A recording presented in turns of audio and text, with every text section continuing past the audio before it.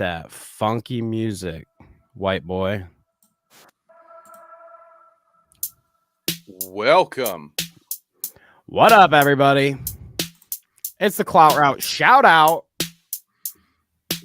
Hello. Oh, yeah, I got work to do, guys. The chat's already pretty hyped up. The chat goes right over your face conveniently there, Kevin. Oh, look at that. How did I do that? I'll fix it. Invest in Clout Coin, though. Do that first. We got a good episode for you today, folks. It's Danny, Kevin, and wow. It really turned up there for a second. Oh, yeah, sir. I do that to you sometimes. It's Danny, it's Kevin, and it's Dalton Pruitt, folks, of the Corn-Fed with Dalton Pruitt. I guess it's not Corn-Fed podcast, right? It's Corn-Fed with Dalton Pruitt. Corn-Fed with Dalton Pruitt, yes. So thanks for joining us. Yes. Dalton, it's nice to see you today. I'm gonna pull up your YouTube here so everybody can see you right at the top. Yeah. Thank you for having me. Like I was telling you pre-show, one of our audience members, I think they're here tonight. Shouts out to Ryan, had sent us your Twitter and your are you garbage interview, and which led me to all your stuff, your YouTube page and whatnot. So we got a little taste, and I was like, yeah, well, let's have this guy on. I'm sure he'll fit right in. Sweet. Yeah, we got a lot in common. I learned, Dalton. We're both from the town you described reminds me a lot of old Farmersburg, Indiana. So I can't wait to chop it up with you here. Oh hell yeah, yeah, small town boys. Oh, yeah. We're both small town boys, so yeah, we'll we'll definitely have a lot to talk about that. Nice. But you guys should go hit up Corn-Fed with Dalton Pruitt here. Go subscribe, check it out. I mean, when I was going through and looking at stuff, your most recent show I watched was this Double D's Yes. with your friend Dee Dee. And that was pretty good, but it seems like you do like a lot of different things. You know, you have a couple different shows with different people. So anything you want to shout out specifically? Well, tonight at 8:00 Eastern, we got the episode of Corn-Fed is dropping with the international superstar himself, Zach Amico, old friend of mine, Zach Amico from the Gas Digital Network. You know, he's the co-host of Real Ass Podcasts. He hosts Zach Amico's Midnight Spook Show. He's a beloved figure in comedy, and it's been some time since I've podcasted with him, so this is a bit of a reunion having him on. So yeah, that'll be it premieres tonight, but then it'll just be on the channel forever after that. Hell yeah. Yeah. And then, we do there's the live stream show that I do every Wednesday with Robbie Goodwin and Crack Amico called the Crowder Boys. And I love that. Yeah, and we're kind of experimenting with it because it's a live stream and we're like alternating channels, like we're going each other's channels each week. So last week's stream was on my channel, and then tomorrow we're going to be streaming on Robbie's channel. So his channel is youtube.com/@whataboutrob. And then the week after that, I'll be on Cracks. The week after that, I'll be on mine. And so that's a new thing that I'm doing with them. And it's fun. And we're going to see if this experiment works where we bounce around each other's channels to see if we can like grow each other's businesses. I like that idea. That's a good idea. Yeah. And I'm trying to figure out how to do, I got an RSS feed for it as well for the audio only. And so it's on Spotify right now. And then for whatever reason, I don't know why it's not working on Apple Podcasts, but there'll be an audio feed as well. You're being censored, I think. I don't know. It was for whatever reason I couldn't get it to publish on there, so I'm trying to figure that out. You must have something with those fuckers over there at Apple. Yeah. So Stop asking me to leave reviews. You don't want my review, Apple. Mm-hmm. Yeah, my YouTube, and then those guys' YouTubes to, if you want to keep it,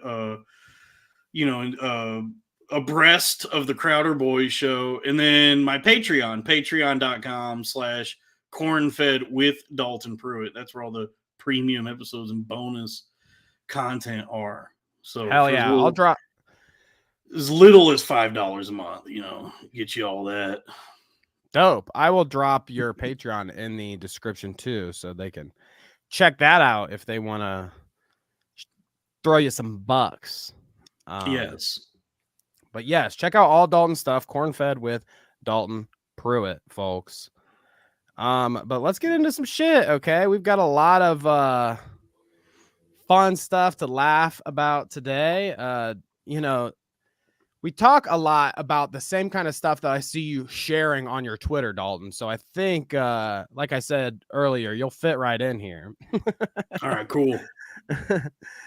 But as I mentioned, somebody had shared us the Are You Garbage pod with you on it, and it's been a few years, but it was a good watch. Let me go to where you're actually sitting in frame. There you go. So we can prove it that you're actually on. Yeah, I was on. Man, this is gonna sting watching this again, because this was back when things were going well for me. Well, come on, Danny. Damn. I won't make you suffer through much. I just wanted to shout that out. It's a good watch. After this, you can pull up old clips when Danny and I had hair, and then that can, yeah, you know what I mean? It was a fun episode. It was a really fun episode because, like, I think those guys' perception of garbage might be skewed, having, I think they grew up kind of middle class Pennsylvania.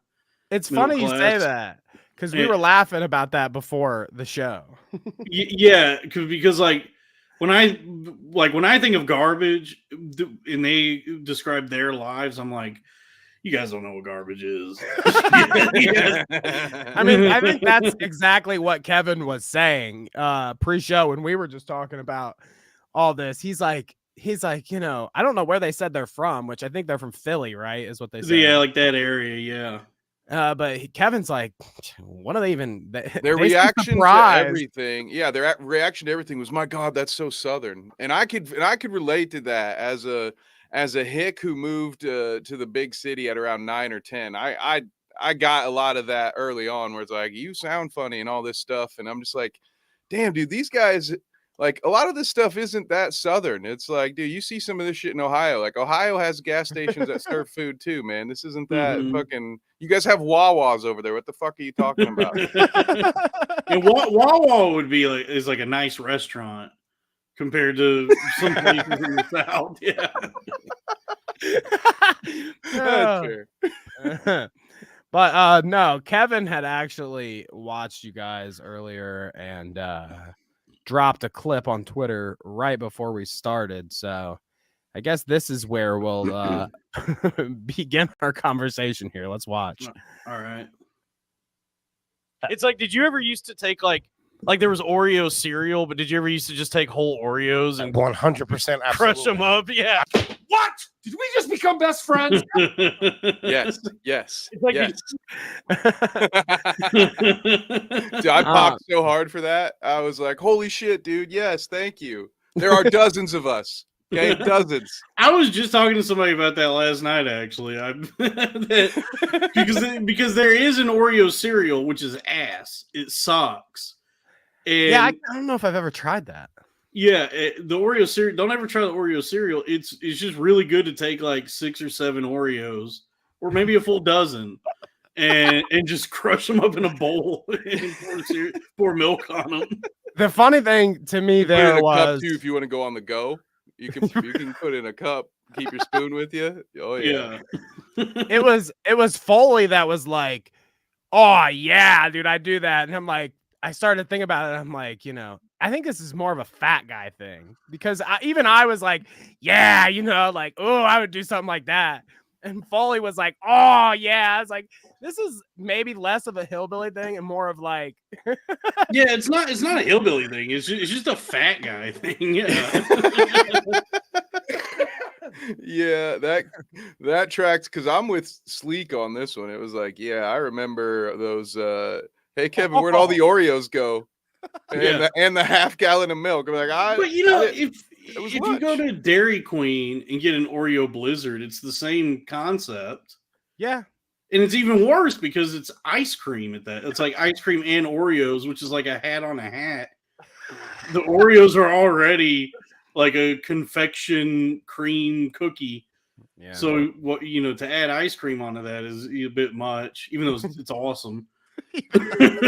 Convinced me. Yeah, this is a healthy option. Yeah, this is Sold. I'm getting some Oreos after the show. A bowl of Oreos with milk is healthier than a Blizzard. Absolutely. I think we might have converted some people with that one. Mm-hmm. The other thing that fascinated me while we're talking about food, and since you mentioned Dairy Queen, that one struck home because the one restaurant in Farmersburg, Indiana was a Dairy Queen. So I had me plenty of Dairy Queens. One thing I never had, though, was steak fingers. Now, chicken fried steak is very popular in my stomping ground. So I'm very disappointed that they didn't have steak fingers in a Dairy Queen that I've ever been to. Yeah, so, I don't. My God, dude. I don't know where it must be a regional thing because the Dairy Queens I've been to up north, like the few I found in the north, don't have them. But growing up in Texas, every Dairy Queen had the steak finger basket, and it is a rare item because the only places I've ever seen steak fingers are Dairy Queen and my high school cafeteria. It's not something that you would see on most menus, but I mean, all it is like just like I guess like strips of like what would be a chicken fried steak, but as like fingers. Okay. So it's like chicken fried steak fingers. I mean, it definitely sounds good. I'm all about cut up and maybe rebread it or something. Yeah. I'm all about the chicken fingers because we have Dairy Queens around here or whatever. Chicken fingers with the Texas toast and the gravy side. Yeah, that's just imagine that, but it's like just a shitty cut of beef that's been deep fried, and you get fries and toast and gravy with it. It's good. It is my favorite non-dairy item to get at Dairy Queen, not dessert. They're laughing in chat about Ohio pizza. This is a thing that they brought up to me earlier. I mean, Dalton, are you in Texas now? I'm in parts unknown. Okay, parts unknown. Nice, I like dude. that. Most of my favorite wrestlers came from there. We're in the old Ohio here, and somebody brought up to me Ohio pizza earlier today. And I was like, I don't even know if I know what Ohio pizza is. And somebody shares me the definition. And it's when you put cold toppings on top of the pizza. And I was what's going on with Ohio food? We don't like. Hold on. This is the point of contention in Ohio too. All right, I stand on the side. I am anti Giancarlo. I'm going to look this place up. I know exactly the place. DeCarlo's. Okay. DeCarlo's. Yeah, it's fucking provolone. By the way, they'll yell that at you. Every now and then I see some dish out of Ohio that I'm like, what man-made horror is like? What the fuck are they eating there? There's chemicals in the water, dude. Didn't you see in East Palestine or whatever that train crashed and it fucking dumped all those chemicals? Yeah. And now I'm growing a fucking dick on my back and fucking because what is fourth, eighth toe or whatever. Is that why we got new chairs in the studio? Okay, that makes sense. Because there's that pizza you just described, and then there's Skyline chili, which looks disgusting. Ass. That's ass. And isn't there another thing that's like it's like a cinnamon roll with chili or something? There's like Cinnabon, like the fat. But there's like some is it an Ohio thing I'm thinking of that's like it's like a chili and a cinnamon roll or that sounds like something we'd do. Although I would petition for all of Cincinnati to be considered Kentucky, but that's just the Indiana boy in me. So right, No, I don't know. Cinnamon roll chili sounds fucking disgusting. We are about Wendy's chili on the show, though. Big fans of Wendy's chili. Big fan. Have you ever had frozen Wendy's chili, like from the grocery store? No, I've never done that. Now, if we're talking garbage, okay, if they should ask you if you ever had fucking frozen Wendy's chili. They sell it. at the store. No, I've never done that. Wait, I didn't even know that was a thing. They sell that? Like I can hop over to a Kroger and buy Wendy's. Why? You don't even have to do the whole like buy a bunch of cans of it from them at the same time. You know how they sell them in those like fucking weird cans. You don't have to buy a bunch of those and stick it in your freezer like we've seen before. But they actually sell a branded Wendy's frozen chili. Yeah. To answer V-Dub's question, Skyline Chili is that weird place that puts chili on spaghetti and stuff like that. So it's an interesting Cincinnati only thing. All right. All of Ohio does not. My mom used to try and make, like, she would make something she just called chili spaghetti. When I was a kid, she made it like a couple times, and I just remember saying to her, like, please never make this again. So somebody sent us this picture, which I refute this, okay? I have never seen in Ohio a fucking za.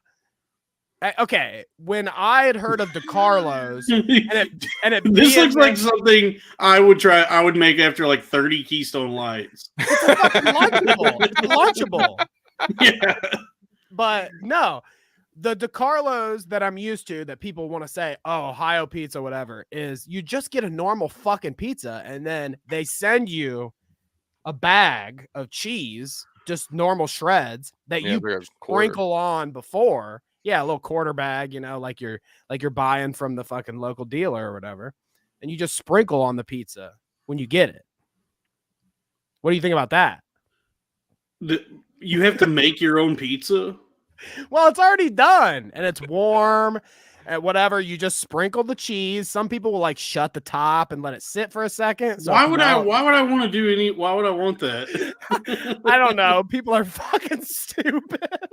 So I gotta put the cheese on and close the box and be like, in 15 minutes I'll have slightly melted cheese on this pizza. Who waits that long to eat the pizza after you ordered it anyway? Yeah, I don't know why I would want uncooked.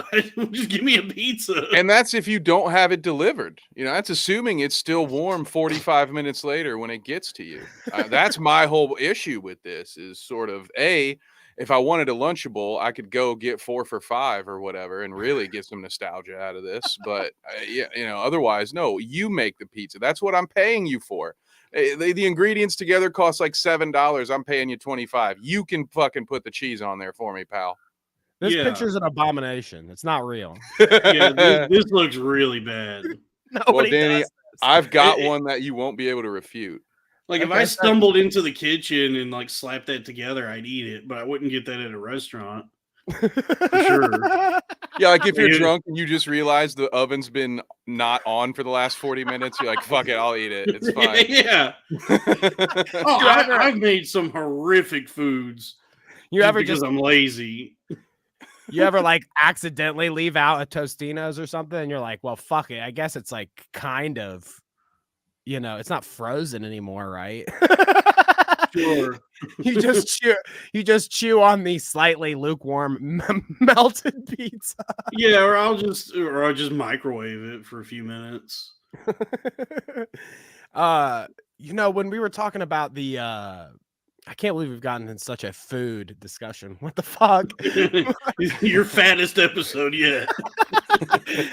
But when we were talking about the Oreo milk thing, okay, and I was telling Kevin this before the show, I had a buddy when I was in middle school. He was a high schooler. I thought I was cool hanging out with an older dude, whatever. It's like, yeah, I'm a badass. So I realized at the time that he's being creepy. That's weird. Maybe. I still don't think I've realized. I'll have to reflect on that. Yeah. But I'd hang out with him and he'd be playing World of Warcraft or whatever, and it'd be snack time, and he'd be like, hey, check this out. So he'd roll into the kitchen, he'd pull out the like Neapolitan or whatever out of the freezer, drop a couple scoops in a bowl, and then set it in the microwave for like 20 seconds, and he'd pull that bitch out, and there'd still be a couple lumps in there that are kind of frozen ice cream form, but it kind of melted down. Ice cream soup. That's just cream. Yeah, it's just cream, man. I don't know what the Sugar fuck in your is- milk, dude, or get some Hershey syrup. I really don't know what his deal was. It was probably a creepy thing, like Dalton's. I've taken like a half-gallon tub of ice cream out of the freezer if it's like rock solid, and I'll microwave it for a few seconds to soften it up. Yep. So it's still frozen, but it's like soft enough to get in with the scoop. But I've never made ice cream soup. Ice cream soup. Yeah, that's not what I'm looking for when I eat ice cream. Dude, trying to, yeah, there it is. There's So there's the Carlos. the branding. That's an uncooked pizza. That sucks. Yeah, they cook the bread and the sauce. I don't even think they cook the pepperoni either. They throw that on there. And they're That's like, oh yeah, wild. that'll get warm. Now, normally when this gets delivered, I couldn't find a photo of the bag of cheese, but yeah, I don't even think it's a Ziploc. It's one of those little shits that you have to tie off, you know? So like, It's the same bag you buy like swag weed with. Yeah. in. Yeah, exactly. Exactly. You kind of just like fold over the top end. Yeah. Exactly. I got to pick the seeds and stems out of my cheese. No, the funny thing is that when they were telling me all about this, people in chat, I thought about it and I was like, oh, DeCarlo's is like right around the corner. They're telling us, oh, we should eat it on the show sometime, whatever, blah, blah, blah. This place just went out of business. Yeah, they deserve to. No, did they? Yeah, they're out of business. They were within walking distance of my place right now, and now they're out of business. Imagine that. Dodge a Yeah. bullet. You'd think they'd save a lot of money, with, on electricity or whatever, not having to. Dude, cook yeah, the Ohio seems like a post-apocalyptic wasteland. From what I've seen. That's what I've been saying, Dalton. I keep trying to tell these guys we're in purgatory. Like that. Everyone in Yeah. Ohio, we're on our second life. Like we got Ohio is technically the Midwest, right? I mean, that's what they say. Does that make sense? Well, it seems like all of the Midwest has this like malaise hanging over it. Like it's just a bunch of people just thinking about death all the time. I do a lot. Like all the popular music that's come out of the Midwest, like all that like Midwest emo is just like middle class suburban guys who are like, man, I'm sad. This fucking sucks living here. You heard it. What was that? Hawthorne Heights back when we were teenagers. Okay, I think you're about the same age as us, Dalton. Yeah. Their heart is in Ohio for a reason. And I like all that music, like American football and Sunny Day Real Estate and whatever. Oh wow, okay. But it's like it's bummer music. It's like, damn, dude, I don't know what's going on in the Midwest, but these motherfuckers need some vitamin D or something. Yeah, I mean, that's exactly true. what it is. There's 3 months of summer, there's 3 months of winter, and then there's 6 months of just rain and mud. And like sometimes, like, man, it sure is nice to see the sun again today. I haven't seen you since Monday, you old bastard. That kind of stuff. So I think maybe that's got something to do with it. Yeah, I don't know. And also, the suburbs are the breeding ground for sad white boys. all of our best sad white boys came out of the suburbs. I think all That's Ohio true. is good for is sad music like that, Well- and then maybe like Jake Paul. I guess if you count that, does that count? It Does he should. count Yeah, as- well, I will. Speaking of Ohio, the one good thing that's come out of Ohio, that I can think of, Okay. and I've seen a reemergence of interest in this because I've wondered about this for many years. Is the Drew Carey Show? And Cleveland it- rocks. yeah. Somebody got really excited just now. Somebody just blew out my headphones. Yeah, was that you, Danny? What I happened don't know there? what that was. I don't know. I didn't hear anything. I'm Dude, sorry. yeah, It must I- have been me. Paranormal You can't- activity. You can't find. There's nowhere to watch officially the Drew Carey Show at this point. It doesn't exist.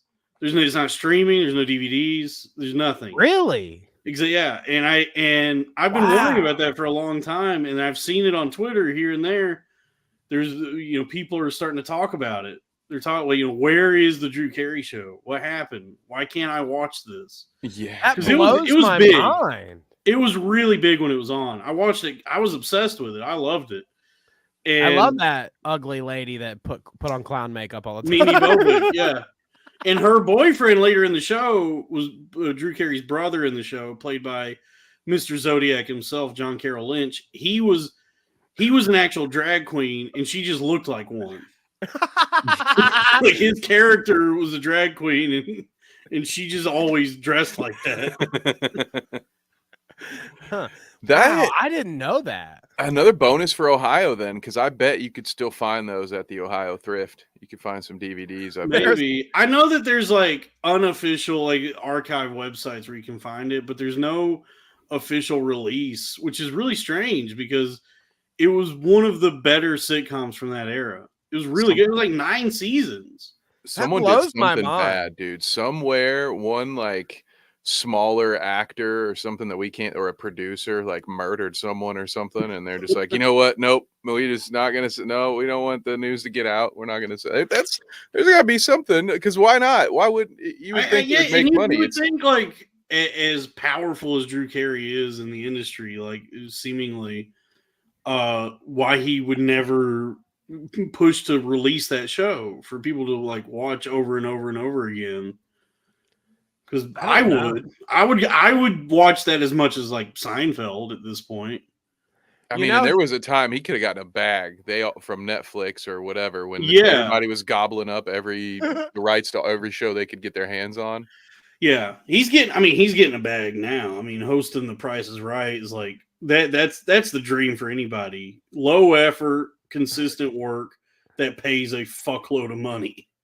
I'm thinking that he sold his soul or something. This is what it is. He's like, he does all that shit, Whose Line and fucking the Drew Carey Show or whatever back in the day. And then when they approach him to do The Price is Right, he's like, on one condition.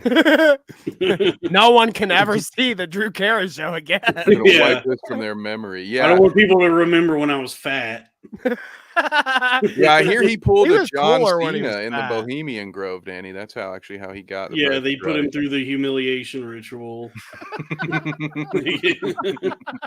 They made Donald Rumsfeld piss on Drew Carey at Bohemian Grove. That's how I got The Price is Right. It's something like that. It's something like that. For real. How else does Drew Carey, of all people? I mean, come on. Are we being serious here? How did Drew Carey land the fucking Price is Right? I mean, Maybe he worked the camera at a Diddy party. Who knows? He's charismatic. He seems like a good dude. I mean, during that strike, during the strike, during which I was rooting for AI, to be honest with you.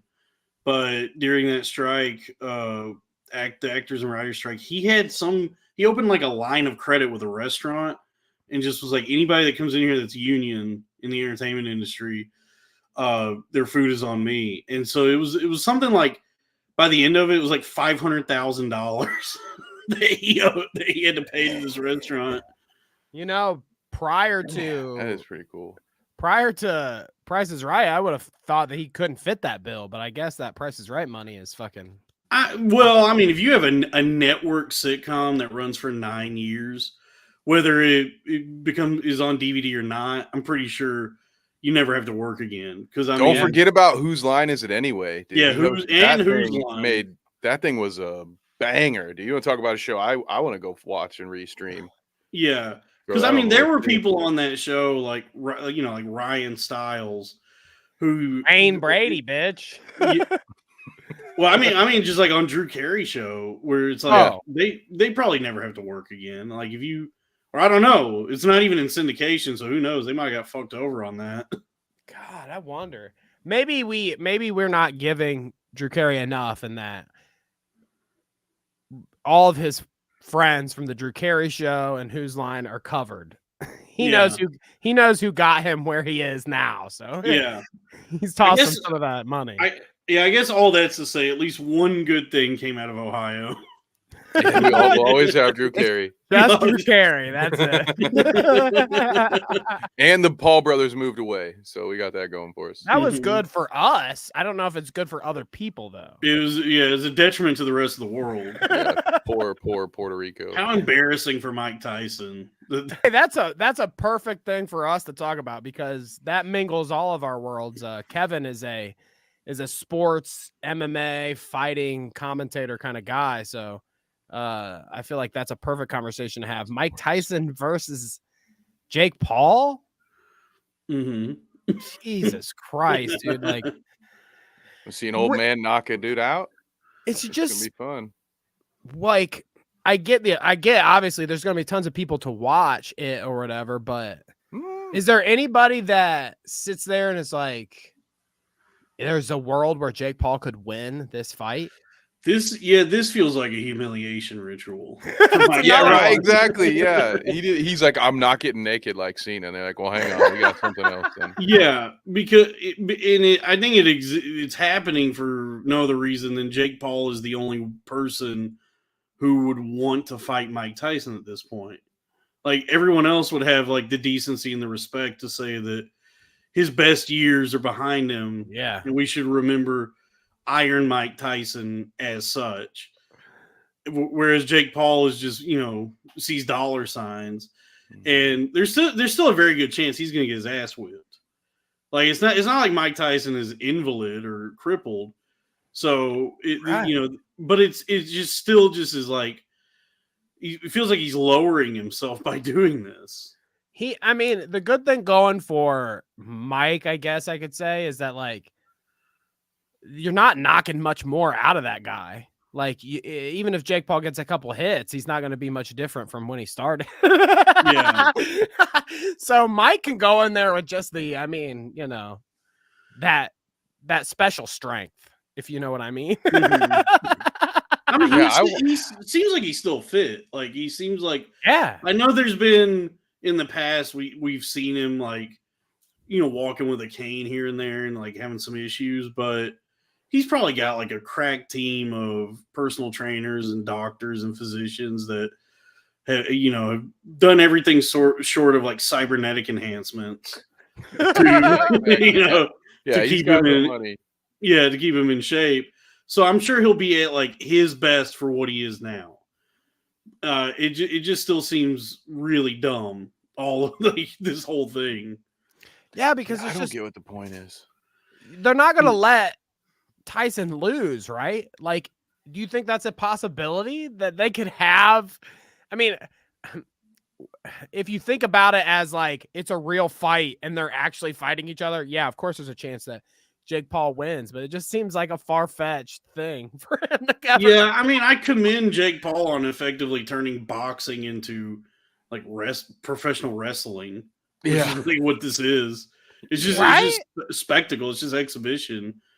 That's what people have said. The people I've talked to that are really big fans of the sport. Like, if Jake Paul wins this, it just proves boxing is fixed, or at least that fight was fixed. I don't know. I think anybody could technically catch anybody, but yeah, I don't understand.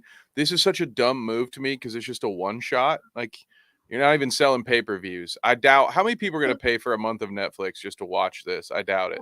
People already have it, right? I mean, like, the people who want Netflix have it, and the ones who don't are waiting for the next season of Stranger Things, and then they'll buy it for a month, and then they'll cancel their subscription.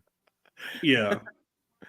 I don't know. I mean, like I said, the last episode when we talked about this briefly, we definitely won't be watching it in our Discord. We definitely won't be streaming it. Well, that one little there was like a tinier guy at one point who did beat Mike Tyson years ago. I defer to you, Kevin. Buster Douglas? No, his name was Little Mac. Oh, okay. And he had to fight a number of guys. Glass Joe. Yeah, that's exactly. We saw that. It was like that's when they did that face to face when it was Jake Paul versus Tyson. It was like, it looks like Glass Joe standing up to Mike Tyson. Yeah, Mario was the referee. Mario was the referee for that fight. There you go. See, V-Dub's already better at this. Butterbean versus Tyson. Butterbean versus Tyson. I'd give Netflix $14 for that before. I don't really follow any sport really, but I know who Mike Tyson is. Either. Right. Yeah, I know that this is embarrassing for the world of boxing, but it's where the money is, because like nobody gives a shit about boxing anymore, really. So to have a big like exhibition like this is, brings attention to it, and it's gonna make a ton of money. That's for sure. I mean, I don't doubt that they're gonna make a fucking shit ton of money. Fucking Jake wins again. You're gonna sell a lot of that Prime drink, which I've never had the Prime. The regular Prime. I've had the Prime energy drink, and I regret to inform everyone it's good. Oh no! Yeah, the Paul brothers actually got that right. The Prime energy drink is pretty good. That's interesting. I've never tried it actually, Kevin. I've had the rehydration stuff, like the basically when they first came out and they were a Gatorade alternative. I think they maybe overstocked early on when Prime wasn't popular. You could go to Kroger and get like 10 for 10, like they were 99 cents a piece, and so I definitely grabbed a few of them back then. Then I heard some frightening news stories that I'm not going to get into because I cannot afford a lawsuit from fucking Prime. But let's just say I won't be drinking it. I'm gonna stick to the poisons that I know my body's already adapted to. Yeah, for me it's like Coke Zero and Gatorade. Yeah, exactly. Like my main poisons are Coke Zero, Gatorade, Kool-Aid, and I guess sweet tea. Hey, I know about the Kool-Aid. I mean, everybody knows about the Kool-Aid in Ohio. Kool-Aid. It's not all the flavors are good, but that Kool-Aid blue raspberry lemonade, that's a good one. I tell you what, the grape is strong enough to mask that water coming straight from the hose. You know what I mean? I'm a big grape guy. Yeah, the grape one's good. I prefer grape. If I'm gonna go grape route, it's grape Faygo all the way. Grape Faygo's good, yeah. Did I tell you about this, Kevin? I know Dalton hasn't heard it, but when I went a couple weeks ago, I went to Detroit for a concert, and we go to this pizza joint, and some real good pizza we heard of, whatever.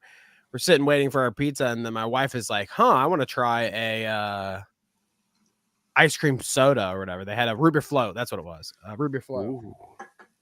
And nothing had crossed my mind at that point, but the guy comes out with the ice cream in the mug and then drops the can on the table, and I'm like, Faygo root beer. Let's go. I was like, this is the only, I've never seen Faygo root beer at a restaurant, especially. Times are tough, man. Which sucks because the root beer is probably the worst Faygo.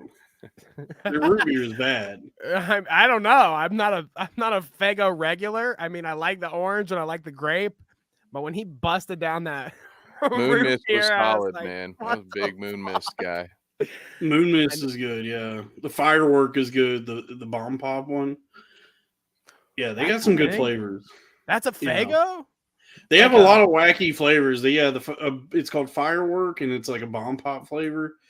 It looks like cum. Like it's like a milky white.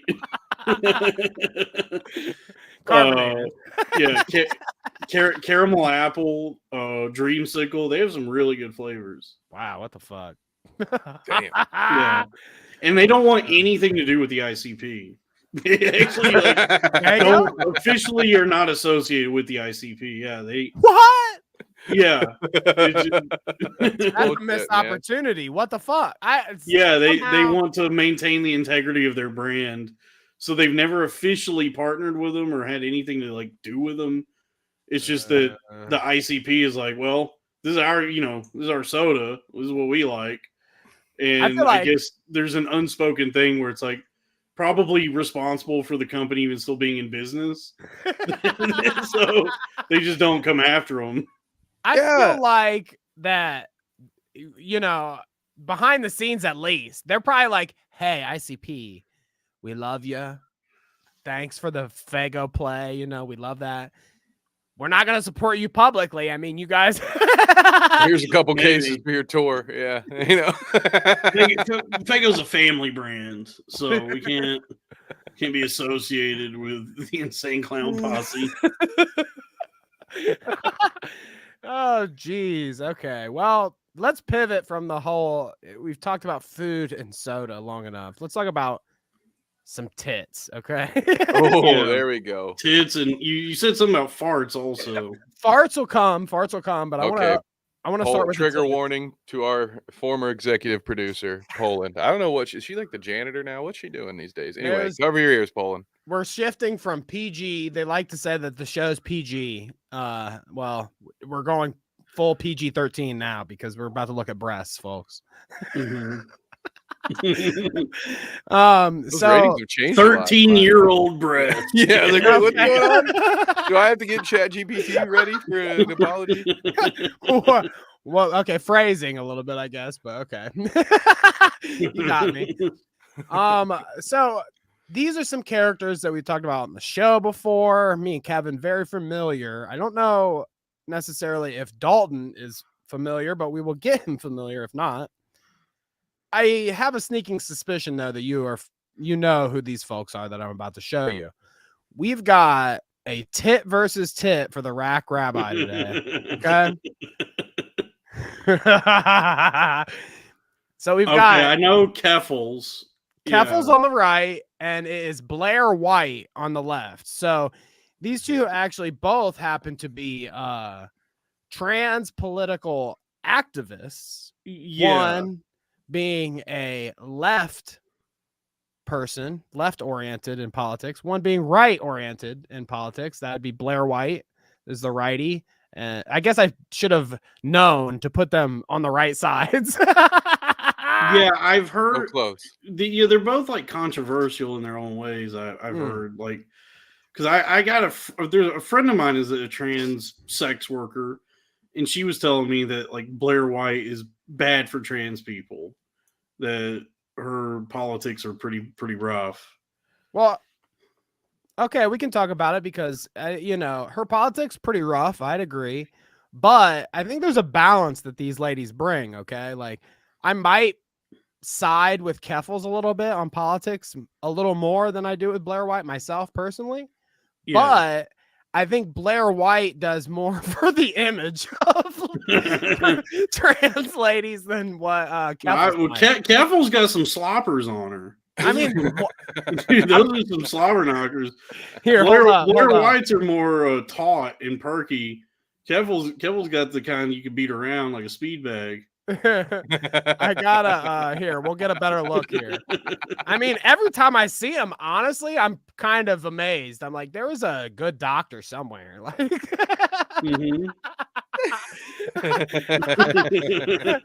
we can say what we want about her politics or her takes online. I mean, me and Kevin have had quite a few at this rate she might be episodes. worse for trans people than Blair White has been, just based on how she just uses it as a shield anytime she does anything wrong. Like, oh no, you can't count me out on that, I'm trans. Yeah, like interviewing Chris Chan. Yeah. We're both trans. You can't be mad at me and Chris Chan. We're both trans women. I mean, maybe the real challenge would have been to find a picture of Chris Chan with like him, pressing up a little bit and see if that would hurt. I'm sorry. If she would stand a chance, but here's a little up close of Keffels. We've got a good look at that. And then I'll pull up Blair White here again so you can get just a little closer look at that. But yeah, I am curious, obviously we're talking about their politics and their takes and whatnot, but let's put all that aside. Okay. We're talking about okay, let me try to say this with a straight face. We're talking about two beautiful trans women here. So we just, we're trying to give credit where credit is due. Yeah. Rack Rabbi, I defer to you. Yeah, they each have pretty nice pairs of twisted transistors. Hell yeah. Shouts out to Corn. Yeah. I'm coming undone. Yeah. I didn't know that's what that song was about. I mean, it's trans titties. It's speed or comfort is really what you're going for here, right? Yeah. Yeah, Blair White definitely had like her titties. I mean, overall, Blair White has more of like a bourgeoisie appearance, like a much more what's the word I'm looking for? Like a dignified, refined, right. look. In presentation, the titties is boosted up and very firm and perky. Are either tits real, you think? No, I mean, well, so what I've been told is that estradiol will give you titties to a certain extent.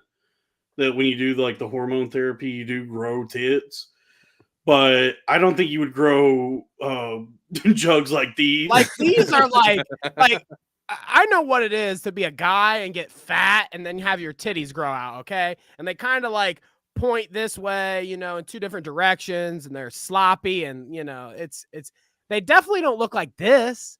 Like I'm not proud. Yeah, I think these are augmented. Yeah, these are implants.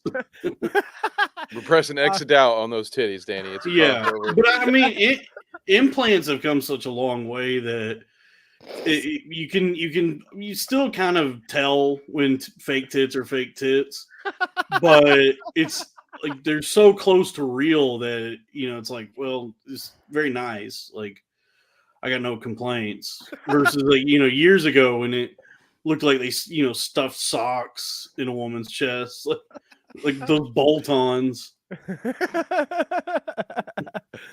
Oh, goodness gracious. No, it's not like CGI now, Danny. As long as you keep the room dark, you can't really tell what's real and what's not. Right. I mean, so I'm told. I mean, even if we went even further in the company they keep of, like Blair White hangs out with the Tim Pools and the Alex Jones types. I mean, how dare you give Alex Jones second billing to Tim Pool? Sir? Yeah, Alex Jones is in for that disrespect. Alex Jones stands a head and shoulders above all those fucking people. I actually respect him, but like Tim Pool and Shapiro and Matt Walsh, those guys are just the absolute dregs. I mean, fuck those dudes. I mean, don't worry, we love Alex Jones here on the club. Yeah. He's a true performance artist. Those other guys are just grifters. Those guys are chumps. I mean, I think if we go based off just that information, I mean, we've seen Alex Jones's like search history or whatever before. So we know that he picks out, he knows which trans women are the beautiful ones. And I think like at a certain amount of money, you just inevitably start getting into trans women. If you weren't already, I think like successful men who have been able to explore everything there is with pussy and cis women, they get to a point of like wealth and comfort where they're like, well, I'm bored with everything that I've seen and done with cis women and their vaginas. It's time for some girl penis. I mean, I feel like that's better than like, me and Kevin have talked about on the show before, like an Epstein Island situation or something like that. I mean, okay, whatever. It's cooler because we talked about many of these people that get rich and then they can have whatever they want. And it's like this thing turns on their head like fucking Vince McMahon. I don't see, they're shitting on people's heads in a threesome. I don't understand how you could be rich and not be a sexual deviant. You know what I mean? Like they all are. They are. Yeah. Like I'm broke as shit, and I'm just already like that. So if I ever have when I have tons of money, it's gonna be disgusting what I get into. Nothing illegal, but revolting nonetheless. Dude, I've seen Eyes Wide Shut. I'm 100% with Dalton on this one. Yeah. I mean, I think there's a certain tax bracket where like you start to get weird invitations in the mail and you're just like, oh yeah. Exactly. Yeah. No, you're right on it. Like Louis C.K. hadn't got the memo yet that like, hey, if you're gonna jerk off in front of women in a hotel, you gotta have them sign some shit first or whatever. Yeah, like, just go buy a mask, dude. They got whole ballrooms for that. He wasn't rich long for enough. That. What do you? Which, by the way, like having a woman watch you jerk off is fun. Is cool. if she's into it, if she consents to it, it is an exciting time. I mean, I could see what you mean by that. Like, because I've sent women like videos of me like busting a nut, and it is just the thought of her watching it does get. It's like, I like this. It's like, what the fuck is wrong with you, lady? I'm so glad that you're into Yeah, I can't do that, guys. I get stage fright. If there are other men in the public restroom, I have to stand there awkwardly and wait till everyone else has left before I can even pee. It's very awkward. I usually just lie and say I have a kidney stone, but so I don't think I could do it. I've done it. I've recorded full jerk sessions and sent them to women. Be like, do you have about 15 minutes that you can watch this? I got in the game late, dude. Like, I mean, well, not late. I didn't get in the game early enough. That's what I mean to say. Because, I got married or got with my wife, started dating her when I was in like college. So that was back when when I was in college, it was like OK Cupid or something. It's stupid. It was like not even like the grinders and the Tinders. Yeah, it was like OK Cupid, whatever. Fish. Yeah, It like was a desktop browser website. Yeah. So like, I don't even have any idea of what goes on in the fucking dating. Hey, I don't either. Off and send them over on Tinder. Like here's the thing: is like ever since I started doing the like titty videos, I've like garnered the attention of a lot of like e-girls and thoughts and OnlyFans girls and stuff like that. And I'm like, friends with them now on the internet. And just like some of them I maintain correspondence with, and I've just like DM'd some of these ladies and be like, hey, well, this isn't a weird request, but can I send you a video of my penis ejaculating semen? And and they some of them orders yet? Do what? I said no trouble from that yet. I've had some just be like no, and then I go, okay, I understand. I won't ask you again. I feel like if you ask like a gentleman, if you ask appropriately, that. Yeah. I get it's in writing. The consent is in writing, so nobody can come after me. This is documented that I got the okay, and then I send the video and await any sort of response. Sometimes I just get no response, but just the thought that she watched it is enough for me. Just knowing that she clicked play and saw me jerking my penis. They ever try to invoice you afterwards? You're like, hey, I watched that. I just sent you a PayPal. Yeah, I know some women on OnlyFans do charge for that. They do like dick ratings where it's like, pay me $20 and I'll make fun of your penis. And, oh man, what the fuck? Yeah, and I told one woman, I was like, please don't make fun of my my load. I worked really hard to make this. It's a lot of hard work that went to make this for you, lady. Oh my god, dude. Yeah. There's one lady who I'm like, friends with now. We, just on the internet, but like we talk all the time now. But when I first started talking to her, that was like the first thing I sent her was like, hey, can I send you a video of this? And she was like, no. And I go, hey, understood. I shan't ask again. But so that was kind of like it was you got an in from trying to send the dick video. Yeah. Yeah, I'm respectful. That's impressive. I mean, you don't usually I would expect, at least if you start with the like, hey, you want to see me jerk off on video, and they say no, I would assume probably not going anywhere. Yeah, I mean, these are all like women who are either on OnlyFans or desperate for the like attention they get on the internet. So, and I'm desperate for internet attention. So it's all just like a big pool of mental illness.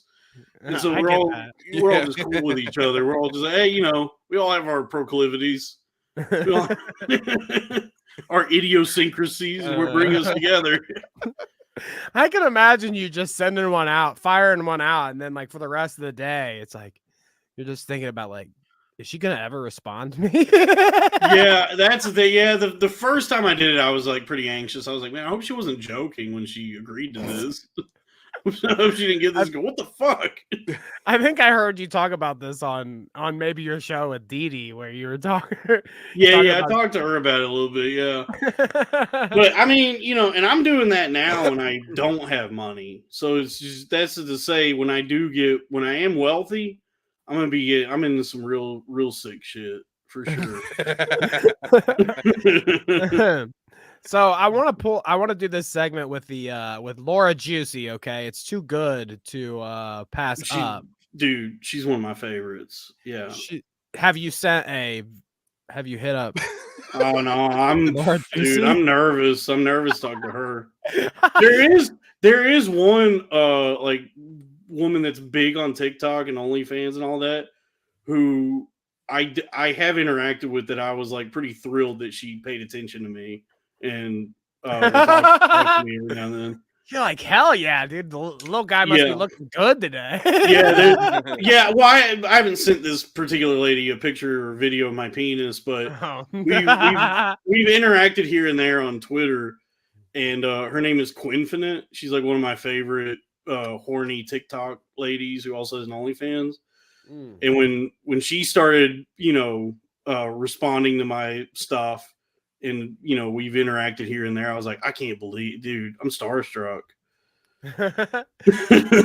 That's V-Dub awesome, wants to know, Dalton, if you've seen Catfish Girl on Twitter and what Of your course. thoughts Yeah, I don't know if it's a psyop or astroturf or what, but that bitch is making some fucking money on whatever just happened. I've got some clips of it lined up, so we can watch some of the Catfish lady for sure. Yeah, it definitely reminds me a little bit of the plane lady, the lady who had that freak out on the plane where like that bitch is not real. Yeah, where it just out of nowhere this person and the Catfish girl was not obscure by any stretch. She was already an influencer and has sponsorships, but then this like weird dust up that happened with her getting called out for just being kind of outdoorsy and having a Southern accent. I was like, oh, she's about to make bank on whatever this dumb controversy is. She's about to make some fucking money on this. Oh yeah. And like the funny thing about that lady is too, and we can get to it after we watch some of this Laura Juicy. I want to hear some of her farts, but the funny thing about all that shit is that lady only had like Facebook and TikTok before. Yeah. So she's like just now branching out to like YouTube and Twitter or whatever. So this lady has gold mine. I feel like you're right, Dalton. Oh yeah. Yeah, she has a choice to make right now, and it's how hard does she want to lean into right-wing grifting, because they are reaching out. They're trying to get her. I already saw that like the Hodge twins are trying to get her on their podcast, and she started following them. Yeah, that'd be a great one. Yeah. I think maybe we should gun for her, Kevin, because I feel like we can. Are we finally ready to pull? I've been setting up our right-wing grift pivot for 6 months now. Tell me when we're ready. It's easy money, brothers. I'm planting those seeds, dude. I've already got my Hulk Hogan voice down. We're good to go. You just got to read a few Wikipedia articles on like great replacement, and I have check the early life sections on enough people, and you got all you need. Yeah, dude. I can stack a bunch of Yahoo News printouts on my desk, and we'll put a little webcam above me. Give it full InfoWars treatment, dude. I got you. All right, so let's watch some of Laura Juicy. Now, we were just talking about, or did I say her name right? Yeah, Laura Juicy. I think it's Lara, like a Tomb Raider. Lara Juicy. A little bit different, I think. Not much. I was getting the juicy part confused if it was just her name or if it was Juicy Farts. But I guess it's both, right? I guess the juicy is in reference to how juicy these farts are. Okay. Gotcha. Because she's got some wet. Well, these sound very wet. We'll watch some of these. Your headphones ready, gang. And I've got some questions. So yeah, Audience, prepare yourself. You're about to get some high def farts in your ears. I'm at Marshall's and I'm gonna fart in that purse.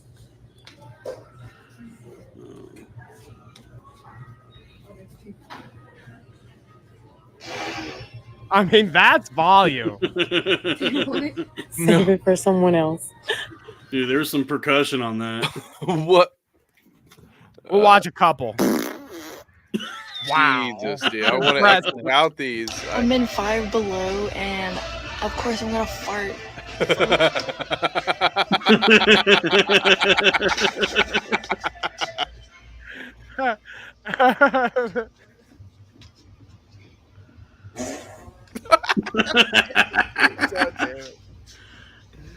I mean, that one sounded real.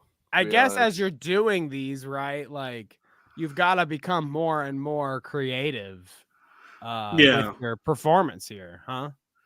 Imagine how much cauliflower you'd have to eat to just be locked and loaded like that all the time.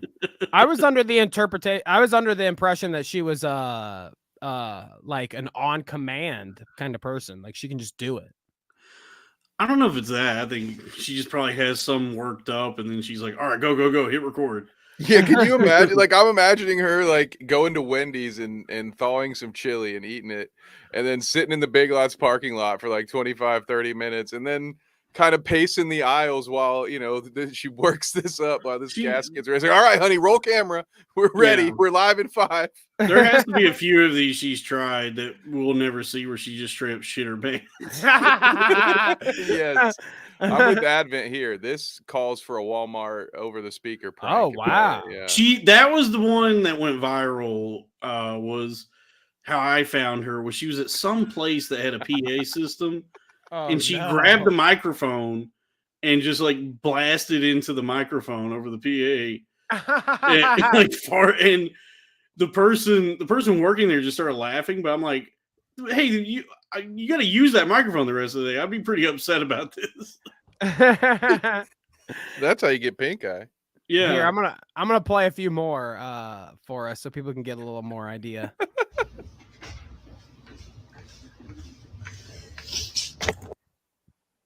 This one's close up. Oh my god. Oh my god. That's dangerous in white pants. That is white pants.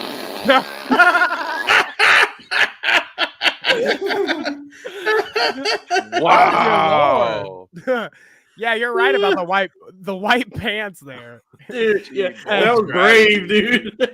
Hey, guys, give me 1 second. I got something going on, but I'll be right back. He's gonna go get ready. Danny's finally ready to break his stage fright. Dalton, you probably don't know this yet, but Danny has admitted to me in confidence, and he's told the audience this by now. He would love to rip a fart during a live stream, but he has fart stage fright. So maybe, just maybe, he's been inspired and he'll come back pulling an Ace Ventura on us. I don't know if I would do it to that expensive looking microphone. Yeah, then the next time I go in the studio, I'll be like, hey, I had to upgrade microphones, so you get this one. And I'll have to sit all the way back here. Shit all over the microphone. Yeah, dude. I already got his hand-me-down dildo chair from whatever's growing on his back or whatever. Yeah, this lady rocks. It is odd what she's doing because it's like it's funny, but also, you know, somewhat pornographic. It's definitely like there's a sousance of pornography to it where it's like if you're into this, you could jerk off to this. Dude, I normally don't dip out like that. But dude, there was some catastrophic failure going on in my house. I don't know what the fuck just happened. You know, I checked the room to make sure everything was good, but it's only me and my wife here, and something fucking monstrous just took place in my house. She started throwing fucking pots and pans around the kitchen after she heard me fucking talking about this lady's ass and her farts. She didn't take too kindly to me reacting to other ladies' farts, only hers. Yeah, because she knows what Dalton was just talking about. There's a bit of a porn side to this. There's right? a porn, yeah, because I mean that is a fetish. Like there are guys who will jerk off to a woman farting. I'm friends with one of the e-girls I'm friends with. One of the e-girls I'm friends with has told me that like a number of dudes have reached out to her to try and like pay her to make a video of her just taking a dump. Oh, Like, is it Brock Lesnar? Yeah, yes. But just she was telling me that like there's guys that reach out and like, can you film yourself like shitting on the floor? And she's like, no, I need that floor to I can't do that to my floor. So I want you to buy a dollhouse, right? And put it in your kitchen floor. Yeah. So Dalton, somebody asked in chat, and I want to bring it up, but Harris Barkley said, "Who's worse, foot guy or fart guy?" Oh, and the fart funny guy. thing is, I wanna ask you, Dalton, because you may have like a different insight on this than Kevin and I, but if you were to like engage in an OnlyFans or like doing these kind of sexual fetishes for folks, okay, what do you think you'd make more money off of on OnlyFans, being a fart guy or being a foot guy? Because I know that your foot is notorious. Yeah, my feet are pretty fucked up, so I probably make money on feet. Just like the deviants out there that want to see somebody with like misshapen, deformed feet, like dead toenails, and I mean, you know what I mean? Like we're talking about, you got your findom thing going on. yeah. The feet pivot may be, But foot guy, like being in the feet has always seemed to me like not even that weird. I did like it seems very pedestrian. Like seriously? yeah, I'm anti feet. I hate feet back here. I hate feet. yeah, I've had no, bad experiences with because feet, like feet are not even like really explicit. Like they can't, I mean, they can be sensual in the right context, but like you just see feet everywhere you go. Like, yeah, true. Yeah, you see them just out in public sometimes. Yeah, it's not nudity if a woman has bare feet, but Right. if you are attracted to feet, it's like, oh hell yes, thank you. But I don't think there's there's like 10 other things that are more deviant than being a foot guy. There's like tons, it just seems pretty tame to me. I like seeing a bitch's feet. It's nice. Like, clean, dirty, okay, socks, so no socks. I had a buddy in college who, like, one of the first things he ever told me when we're initiating, you know how you do when you meet your new college roommates and you're kind of having all your throwback stories, your staples, the ones you tell everybody, when you get drunk enough. Yeah. And he's telling me this, how he met his lady in high school and then in college in a weird sort of way where it was like through different people, yada, yada. So when they started being physical with each other, when it moved beyond just like talking over online or whatever, he said that she had like specific things that she was very down to try. And the feet thing was one of the first things he ever told me. He's like, dude, I don't know what was wrong with her, but like one of the first dates we had, she's like, I just got to get my feet in there, and she's like doing the thing where she's like holding them up and making like a foot pussy and a foot pussy. She's pussy he's telling me all this shit. Like, yeah, I mean, and then I started to be like, dude, you sound like you had a great time with the foot pussy. And he's like, oh no, he gets all red. I'm not into the foot thing, whatever, but I know that motherfucker. That foot, people get weird with the feet. I don't know what it is. Here's the thing is like, and this is sort of like fart adjacent, but when the in the zeitgeist, and I guess it's still a thing, but there was a time when this was just everywhere. It was people talking about eating ass. That always seemed like that makes less sense to me than just slobbering all over a woman's feet. That's like Huh. Like burying your tongue in a woman's asshole seems like grosser to me than just like sucking on her toes. Her toes, presumably have never had doo-doo on them. Yeah, I feel like what you're saying logically makes a lot of sense, but but the vibe of the internet, I feel like what you're saying is very bold right now. You know what I mean? I feel like more people would I'm be a maverick. I love ass. I'm down with eat.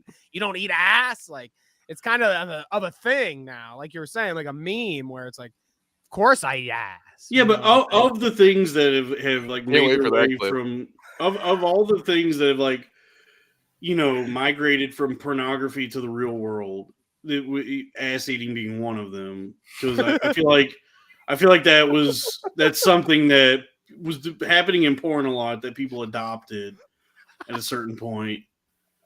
Yeah. Because back in the day, it was like even eating pussy was like, that's gay. You don't do that. I've seen some clips of. I remember rappers singing about that all the time. Yeah. And do you know Jesse Lee Peterson?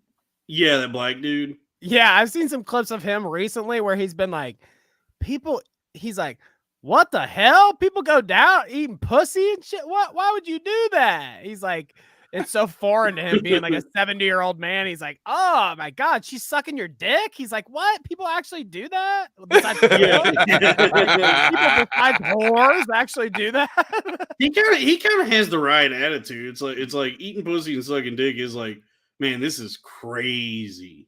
This is wild stuff. Yeah, right. Like if a woman is sucking my dick, if like a woman's sucking my dick, like I look at her and I go, I wouldn't do this. I wouldn't do this. Now imagine if she's down there eating your ass too while you're at it. Oh, dude, definitely. Rusty trombone. You're like, should I? What's wrong with should this I lock lady? the doors when you leave? I don't think I can stay with a lady that has enough fucking courage to get down there and eat my fucking lunchbox like that. Yeah, dude. But like, I would sooner, lick up and down a woman's feet than eat her ass, because the ass is it's a treacherous territory. It's like the poison swamp in a Dark Souls game. In every Dark Souls game, right? There's a poison swamp in all of them, just like there's an asshole on everybody. God, dude, that's very controversial to me. That hits home for me because I hate feet. Like sweaty, stinky. I hate the way feet smell and look and everything. So it's like, honestly, I'm more inclined to eat someone's ass. Well, yeah, those never smell bad. But you know what? It's like the more we talk about it, yeah, I see the error in my ways. Whatever. You also could, she doesn't have to just kick off her cross trainers and head at it. You can take a shower first, like I would. Yeah. There's a lot of things I wouldn't do if you just worked a 12-hour shift at the Home Depot. No, that's when I want it. Do not wash. I was about to say, it's like those pheromones. I would expect that a depraved motherfucker that is like, ooh, like I can't wait to get at those feet or whatever, would be like, you just walked on those puppies all day. They're barking for me. Like, bring them out. Oh yeah, dude. Yes, exactly. I think David Banner sang about that in Play. Yeah. I do remember that one. That's quite the throwback. Let's listen to more of Laura Juicy's farts here. Okay, we've got a couple more. She gets pretty creative. Honestly, it's impressive. Yep, I'm at Home Depot with the pipe, and I'm gonna fart in it. Oh, no way, dude. Right up to the camera. Dude, this is how the Vikings used to prepare for battle. Oh my God. Like what is wrong with this lady? What do they call those soccer stadiums?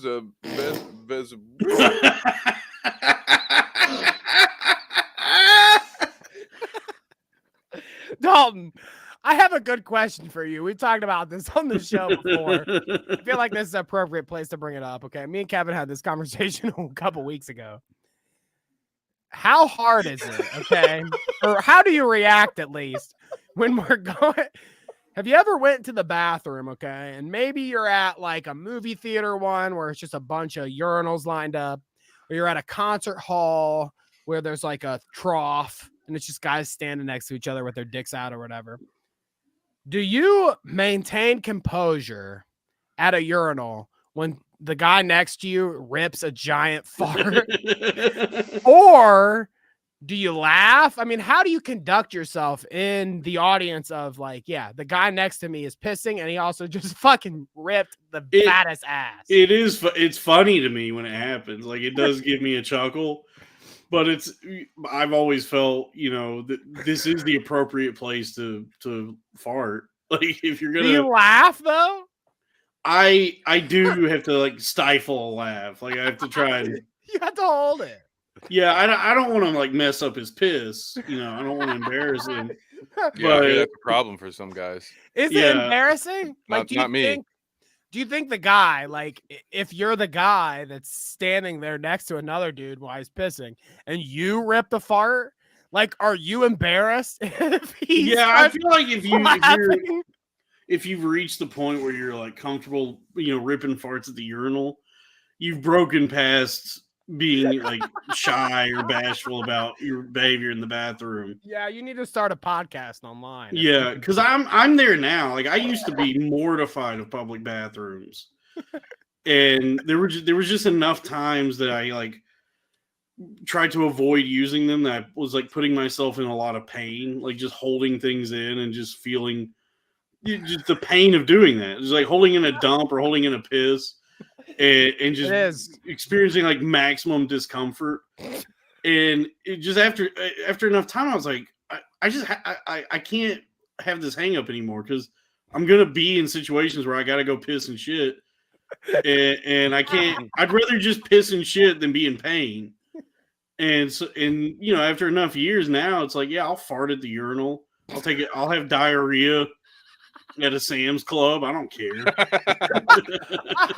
See, yeah, I haven't quite reached that point. It's like especially if I feel like, oh fuck, I'm fucked. Like I have to come to the privacy of my home. I can't do a fucking Sam's Club anymore. Yeah, the only places where it's still like tough for me would be like a porta john. That's where I'm like, this is just gross because it's so foul. Yeah. It's hot and the smell is amplified by the heat. It's just really gross. But yeah, just a public bathroom. I'll let it all out. I've jacked off in public bathrooms. While at work, I hope. Wait, I was going to say, like, what's the scenario here? You got to explain yourself now. Should only cigarette smokers get smoke breaks? Come on. Why can't I take a break every 2 hours? Yeah. Either jobs I've had or just like if I'm driving a long way and I need to stop at a Quick Trip or something, just pop in there and tug one out. Don't want to do it while I'm driving, which I've also done. I was about to say, why don't you just do it in the car? change the scenery, I guess. Imagine trying to explain that one when you're pulled over. Like, son, I noticed you were swerving a little bit. You're like, yeah, sorry, brother. I was almost there. I was horny. Sorry. Is it illegal to jerk off while you're driving? Where's this law? Yeah, ain't nothing in the rule book says a man can't jerk off while he's driving. Does it become inappropriate once the cop like approaches your window? Yeah, what are you gonna ticket me with? Driving while horny? Take this to the highest court in the land, officer. Oh dear Lord. Ladies and gentlemen of the jury, there's no law on the books that says a man can't sexually release himself while behind the wheel of a motor vehicle. I loved Paul Rubens, Pee Wee Herman, or whatever, and I'm always absolutely pissed that they ever fucking got him in any kind of beef for whipping it out in a fucking porn theater Weren't and there jerking it off. weren't there also allegations though of him potentially allegedly owning some illicit materials, perhaps? Well, rest in peace to Paul Rubens. I hope that's not the case. I've heard here and there You may that be right. I've heard here and there that he might have been a bit of a Pete Townsend, if you know what I mean, a bit of a God damn a Gary Glitter type. Do they ever make it out the other end, Dalton? Like, are you ever a comic and successful and then die and it not be like you jerked off in front of a couple ladies in a hotel room against their will, or you fucking popped it out in a theater publicly, or what? I don't know. I feel like a lot of people that are just in entertainment are deviants anyway. Like to a certain degree, everyone that's trying to be an entertainer or has succeeded in entertainment has some pretty odd proclivities. So who knows? I don't think anyone has a clean rap sheet, but I feel like I think everybody over the course of their life has like done things they regret or feel bad about sexually, and you live and learn. And it's just in the entertainment industry, those stories can come to light because you're a public figure, and people will want to tear you down. Whereas if you're just a regular guy, it's just you just think like, well, this bitch is never gonna fucking. What is she gonna? I'm nobody. Dude, we maybe have talked about this on this exact show. I could not repeat to you guys some things that I've heard just an average Joe construction worker say to a lady behind the counter at a marathon. I'm like, Jesus fucking Christ, dude. Yeah. Really? Okay, goddamn. Like, yeah, but he's gonna get away with that to some extent because nobody knows who the fuck he is. And that lady's just gonna kind of roll her eyes and complain about him when he walks out the door, but she didn't have his info to go tweet about it. Yeah, so it is kind of interesting how people say some fucked up shit. Yeah. But I do think entertainers are lean more into because they feel like they're untouchable, like because they've won, they've cheated the system, they're living a life that's already like out of bounds. This is very extraordinary fringe life.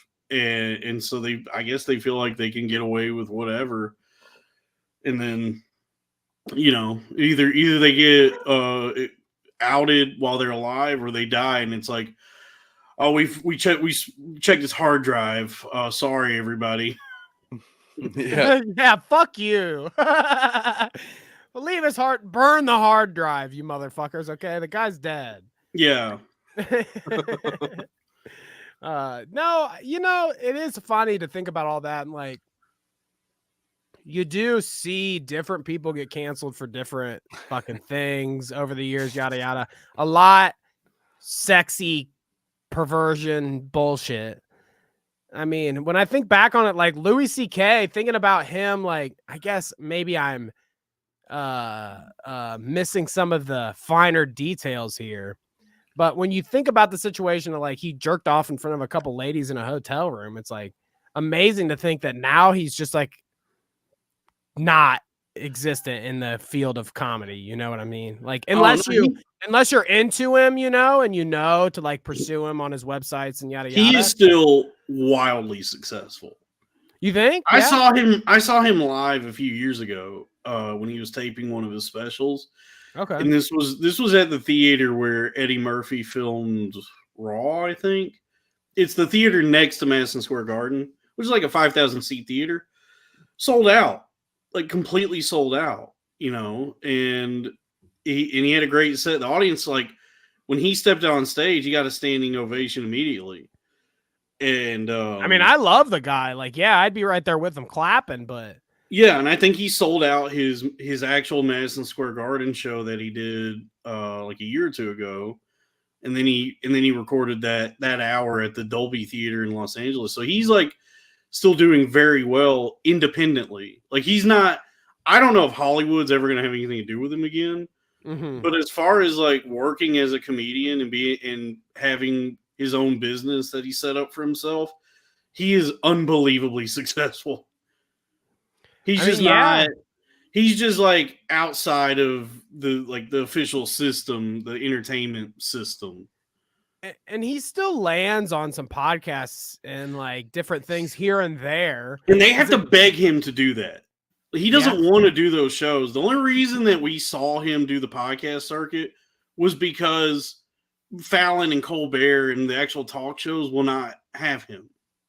That's interesting to think about, because they're yeah, more mainstream. They're like, we don't want the jerk off guy, but Yeah, obviously he never used to do podcasts.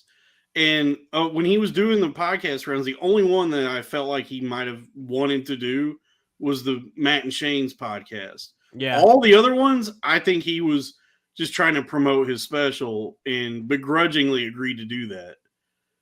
Because I got the vibe from him that I don't think he necessarily respects Bert Kreischer as a comedian.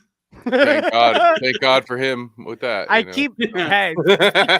speaking of that realm of comedy, I keep seeing you've shared that 2 bears, 1 cave video. 2 bears, 1 grave. Yeah, right. Not a fan, would you say, of Tom and Bert? Bert and Tom, not necessarily, no. Because I mean, like, I feel like a couple years ago, I feel like I ran into them, found their shows and stuff like pandemic-ish. And I was into it for a while, but it definitely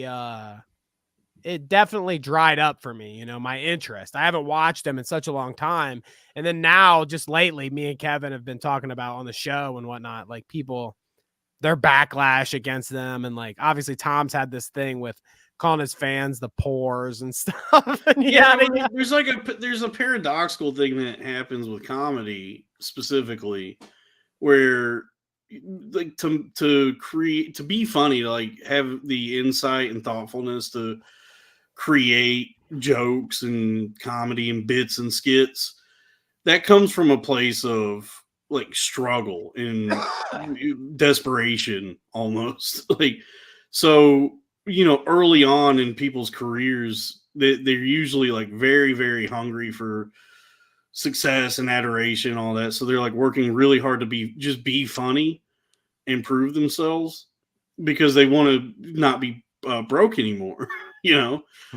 Whereas, but with these 2 guys, and there's a lot of these types of guys in comedy, they were never broke at any point in their lives ever. There was never any struggle for either one of them. And to their credit, to at least Tom's credit, I commend his early work. Like, he has one of his like first couple CDs, I think, are funny. He was funny and not just dumb like Bert. Right. Yeah. But as you succeed and make money and become comfortable in comedy, you see people's like the quality of their work can really take a nosedive as that happens, because what are they drawing from? Right. Yeah. All your flight for first class, you have maids and nannies and multiple homes, all that. And so you're just so distanced from like humanity at that point. Yeah, Kevin Smith talked about it too. Like, he's like, people say my work sucks now. And he said basically everything that Dalton just said. He's like, yeah, it sucks. I'm rich now. I don't have the same struggles. I'm not the same dude who wrote. I'm not the same dude who made those movies. I'm not Clerks anymore, Yeah. Yeah. So, and it seems like with Bert and Tom and not just them, but I mean, them specifically, yeah, they're too successful for their own good. And they're obviously like just living up in the clouds, living in that stratosphere, and have disconnected themselves from the common man to the point where it does seem like Tom especially looks upon just regular people with contempt, when it's like, well, they're the ones paying your fucking bills. I mean, it's regular people that are tuning into this shit. And whereas Bert just lacks so much self-awareness that he genuinely thought a 2-hour podcast where all they did was pitch a tequila was going to be or a vodka, whatever the fuck it is, vodka. Yeah. And it's like, bro, you did a members only pod that's just a 2-hour ad. Like, I've never seen anybody with less self-awareness than that guy. It's pretty inspiring. I think like what's responsible for his success is the fact that He has not once doubted himself ever. Yeah, that's true. You know, I wish That's a I had good like an point. eighth of that dude's self-confidence, man. I mean, Yeah. how do you get a movie made out of that fucking machine joke with fucking Luke Skywalker in it? Mark Hamill. I couldn't think of his name. Yeah. Yeah. With fucking Mark Hamill as hold on. like your Well, Mark Hamill is not a good actor. He's a good voice actor. okay. He is not. I won't argue with that. I think if a big studio is Joker. behind, if you got a studio movie, I think it'd be easy to land Mark Hamill. Phenomenal voice actor. Yeah, Star I Wars. guess George now that you Lucas say was never that, known yeah. for his biting dialogue and like great. You know what I Yeah. mean? Like Mark even the stuff he's famous for, it wasn't like he was doing great acting. You know, Mark it was just Hamill sci-fi. on camera is good when what he's given is like campy. Like his roles that he's had in The Flash and then the new Flash, the CW Flash, because he was in both shows. The one Oh, from, right. I did see him in that. He's like a He jester played- guy in he that. played right? the trickster in the original Yeah. series from like 1990, and then the same character in the new one. He's good in that because it's it's very like hokey type performance. He's good at delivering like over the top campy performances, which I guess was appropriate for The Machine, but it's a Oh, shitty yeah. movie.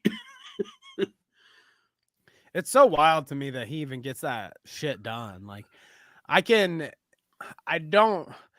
it was like towards the tail end of when I listened to those guys a bit, their podcast sometimes. And he was like, Bert was talking about on his show or something about, oh, he's filming for all this shit and yada, yada. And even back then I was thinking, even then that was when I liked him, like at least a little bit more than I do now. I thought, God, how do they make a fucking movie out of this shit? Like, he's told this joke 1,000 times. Yeah, Is there any more apparently to it fucking sucks. tell? I haven't watched it, but from Me what I hear, either. it's bad. And then like Tom's actual show that he made his bones on, Your Mom's House, like the times I've watched it, and I've talked to my co-host on the Crowder Boys, Robbie, about this, and this is something Robbie said. He was like, they're just doing like a shittier version of Tosh.0. They're just like doing nothing but finding videos on the internet and reacting to them. Which is what I mean. We did some of that today. Right. I won't split hairs. That's what we do on our show a lot, is find these freaks online and then we talk about, what they're doing or whatever. But their show, it repeats a lot of the same. Like they have a video they have they're that they'll showing watch it over and over and over. It's a bad show. They're showing it to like every guest. It's like they have Yeah. that Fed Smoker dude, and it's like every time somebody comes on, they're like, "Hey, check out Fed Smoker, pull out his tooth or whatever, and burn his hair with his haircut." It's like you've seen it 100 times. Yeah, no. Yeah. But I mean, ultimately, there's just nothing really funny about being successful. So I guess if you're going to succeed and still try to be funny, you have to like cosplay as though you're still. What are you going to struggling. complain about? Shitty maitre d' service at the restaurant? Like what the fuck? do you Your have? bags didn't get picked up right at the airport, and They didn't now have they're your favorite snacks in the limo. Yeah, So, that's why the TV show Louie was good, was because it presented him as a schmuck. It like was so good too. Yeah, he was shown in that show, even though we know in real life he's unbelievably successful and probably does not live that way, is what we see in the show. The show, at least, he had the mind to be like, all right, I have to be a loser in this show. I still prefer Lucky Louie. I think that show should have got canceled too early. You know what? That's his best show. You know what he did right in all those shows, Stupid though? laugh track. Making Pamela Adlon his fucking his lady and all those, because she's I like Pamela. Oh, the anomaly with all of this is Larry David, where his show is just showing you how when you're wealthy, there's really no consequences for anything you do. And it remains so funny. It's like, it's so funny, and it doesn't try to downplay how rich and successful he is. In just every episode, he gets himself into like all these problems, and then it boils over by the end of the episode. But every episode with him ends with him just going, "Well, what are you gonna do?" yeah. What are you gonna do? I love it. Well, hell yeah. So we don't have to look at any more farts here, okay? I mean, I thought that was a good little fart comp. I know you guys wanted to talk about Catfish Lady. Catfish Ooh, lady, yeah. let's pull her up. Yeah, Let's pull her definitely. up I'd say the before we chat get you ads out for of that here. too. Yeah. Yeah, I 'cause I hope. knew about her. I've known about her for years. I saw her years ago. I hope you're still cool to hang out. I don't want to keep you any longer than what I have literally nothing to do. Okay. I don't have a life. I don't know if you guys know what happened to me, but my life does not exist right now. I don't know. Obviously, people suggested you. So some of these people that suggested you know the lore a bit more than I do. I don't know. I was gonna say, playing Bloodborne. Yeah, we love that. Everything you know, the people we talk about are our rogues gallery. We really try to dress it up. That is one of my favorite things that's happened on the internet is just people's life stories now is lore. Yeah. Just things that have happened to people in real life. Your backstory. The lore of this guy. Yeah, season 7 was crazy for you. You mean when I was 7 years old? Yeah. It's weird being 7. Yeah, I had a prolonged, like months long psychotic break as as I was starting to get what a lot of people think was successful, which really wasn't. I just was getting attention, which I guess nowadays translates to success. And so I like truly lost my mind in a way that I probably would have died if there hadn't been like intervention from friends and family, like people stepping in and making sure that I didn't. And so it just whatever was happening to me just was not it wouldn't go away. Like I was out of my mind for months. And just like completely disconnected from reality. I was living in this like delusional narrative that I constructed, and everyone around me was like, nothing you're saying makes any sense. You're very sick, and we're extremely concerned with what's happening to you. And so following that, when the psychosis like ended, after I'd been in and out of a number of hospitals and psych wards, I was like, something happens when your brain is in overdrive like that for so long, and then you return back to reality and you go, oh, I have been crazy. You're now aware of like what's been happening. Then you like, as your brain is like settling back and now has to like deal with all this and repair itself to some degree, you just lose the ability to function. It's a condition that's like, I think it's called avolition, like the medical term for it. AVO, not abolition, like freeing the slaves, but avolition. But it's like a waking coma. It's just like, I was glassy eyed and just didn't know where I was a lot of the time, and couldn't really talk or connect with anything or communicate that well, or even really brush my teeth, do like basic things. It was like really weird. So were you still doing stuff online, like while all this stuff was going on? No. So during the psychotic break was public. Like every insane thought, like schizophrenic idea I was having, I made sure to share that publicly, to my detriment.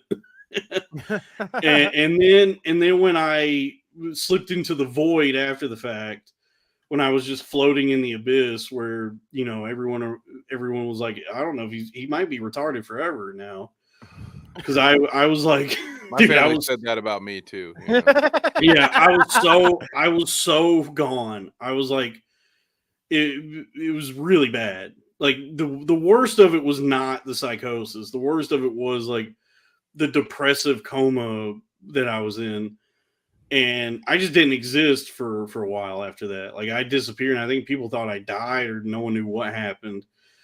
And then when my like faculties and all that started coming back and my mind started kind of returning to me, I was like, well, what do I do now? Podcasting, I guess. But yeah, Yeah, So so this I Are you Do- talking do like what? after what we saw of you on like Are You Garbage or whatever? yeah, it And was after then- that. Okay. It was probably I would say like the symptoms of whatever the mania psychosis were started like revealing themselves probably September of 2021. Like I was starting to have like manic just things happen that I was like behavior that I was doing. And then by the end of November and then definitely early December, I was completely out of my mind. And that was all the way up through like February of 2022. and then like February of 2022 was when after all this time in the hospital and psych wards and all that, and I was just laying in bed one day and I went, "Oh, I fucked up." Oh, it's like that like cold shower kind of glass shatter moment where you kind of came out of it like just all at once. Yeah, I just was laying in bed and I was like, "Oh, this sucks." And so then like I had to, it took a lot. It was like I sacrificed a lot and to get out of the city and just get to a place where I would be safe and all that. Which is why I'm in parts unknown right now. But I had a lot. I had a lot of help, and I owe a lot of I owe a lot of doctors, hospitals, credit bureaus, and just people money now. But I'm alive, but that's like the long and short of it. Is I went fully crazy to like a life threatening extent, and then just started podcasting. Well, that's how you make your comeback. That's a good. Everybody loves. It's a true redemption story. Like everybody talks about Shane Gillis as like this redemption story, and it's like he was always going to be fired from SNL. Yeah, he was always going to be successful. He was never like, in. Right. I mean, like, yeah, the guy was on SNL. yeah.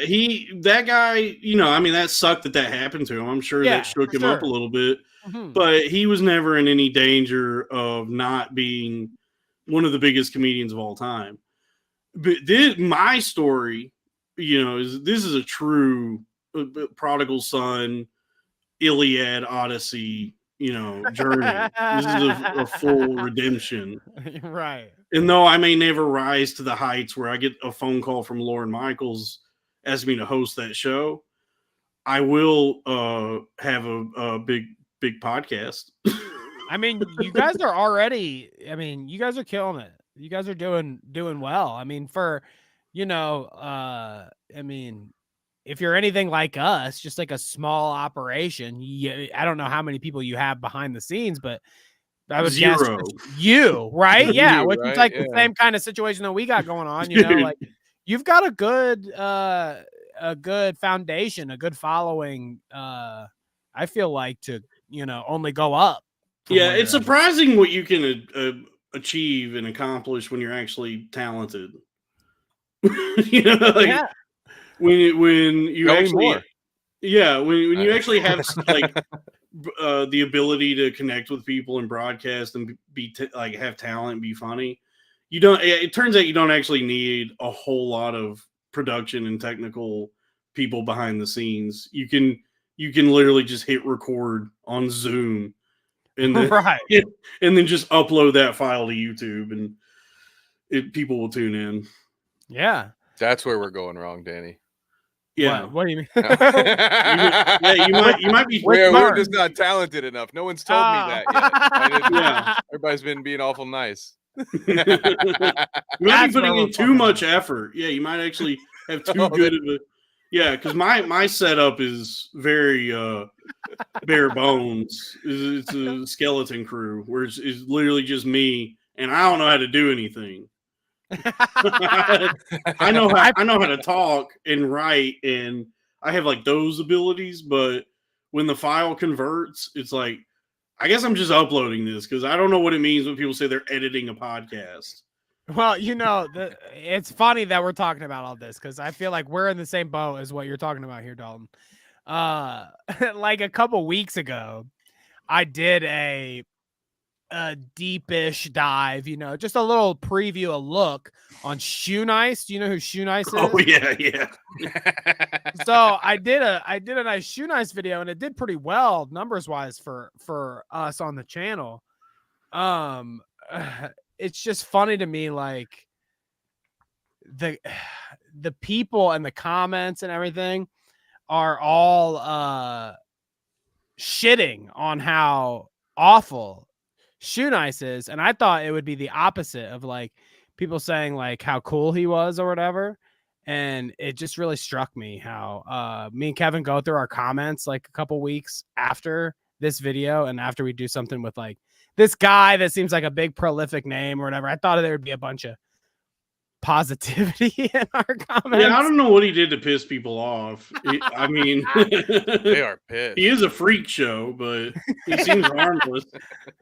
Right. Yeah, that's what I thought. But oh boy, I mean, people seem very spicy about Shoe Nice. I don't get what that is. The guy just eats stuff online and says I was never into the eating videos. It was always like chugging a bottle of 151. That was like for me. I was like, okay, I'm in, dude. The glue sticks got me.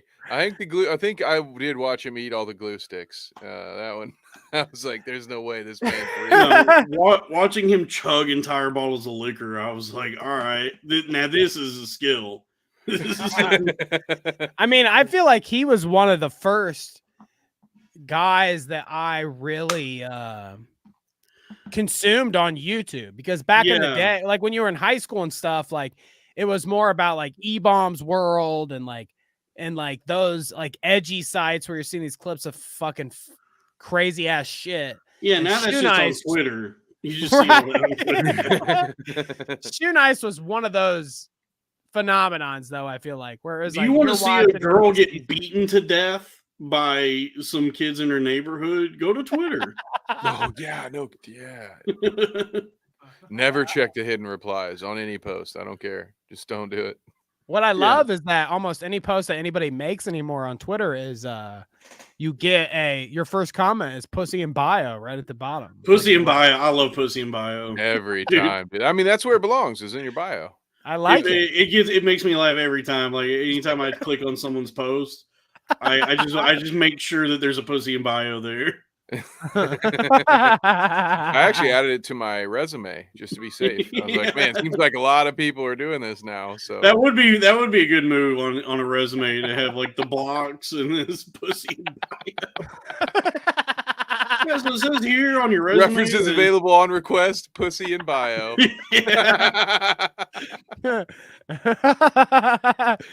Oh, goodness gracious. Yeah, let's look at some of this. So what we were talking about, the catfish lady, Hannah Barron is her name, is her real name, at least. The interesting thing is that, so I had a whole thread pulled up on Twitter about this, and it was this account that was going on a super fucking tirade about it, had video after video in this giant thread about fucking this tomboy lady saying, traditional ladies are better, foreign ladies are better, yada yada. Yeah, some Lebanese princess or something was mad. She either blocked me or deleted her account, or I don't know what it is, but I can't pull. Yeah, the posts are protected now. She's locked. She's locked her account. Yeah. So a lot of the good videos there I've been blocked from because this lady fucking decides to lock her account up. But I'm gonna pull up some pictures of Miss Tomboy here. Okay, Hannah Barron. We've got a little slideshow here. I mean, yeah, you guys, my God, you guys are the single men, so I'll let you commentate here. Danny, normally in times like these, I say I can fix her, but that's not true at all. She would have to fix me. Dude, yeah. I let her smack my nuts around for sure. The most hilarious part of this whole controversy online is like, okay, so this lady does some like tomboy-ish content. She's like, the outdoorsy type, doing, that kind of stuff, farming, blah, blah, blah, shooting guns, this, that, and the third. The the funniest thing out there to me about all this is that people are saying, if you're into this, you're gay. Call me Liberace then.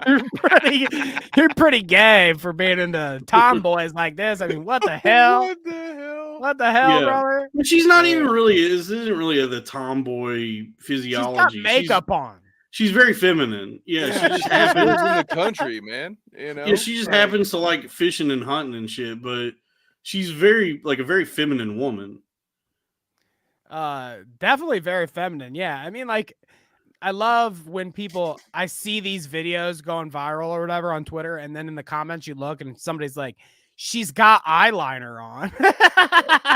Like, she does have eyeliner on, doesn't she? Like, this ain't fucking tomboy hillbilly anything. Yeah, it does. It does kind of remind me a little bit of that like Oliver Anthony guy or any of these like people that pop real big for whatever reason. Where the country singer you're talking about? Yeah. The it's a damn shame the world's gonna that guy who just disappeared.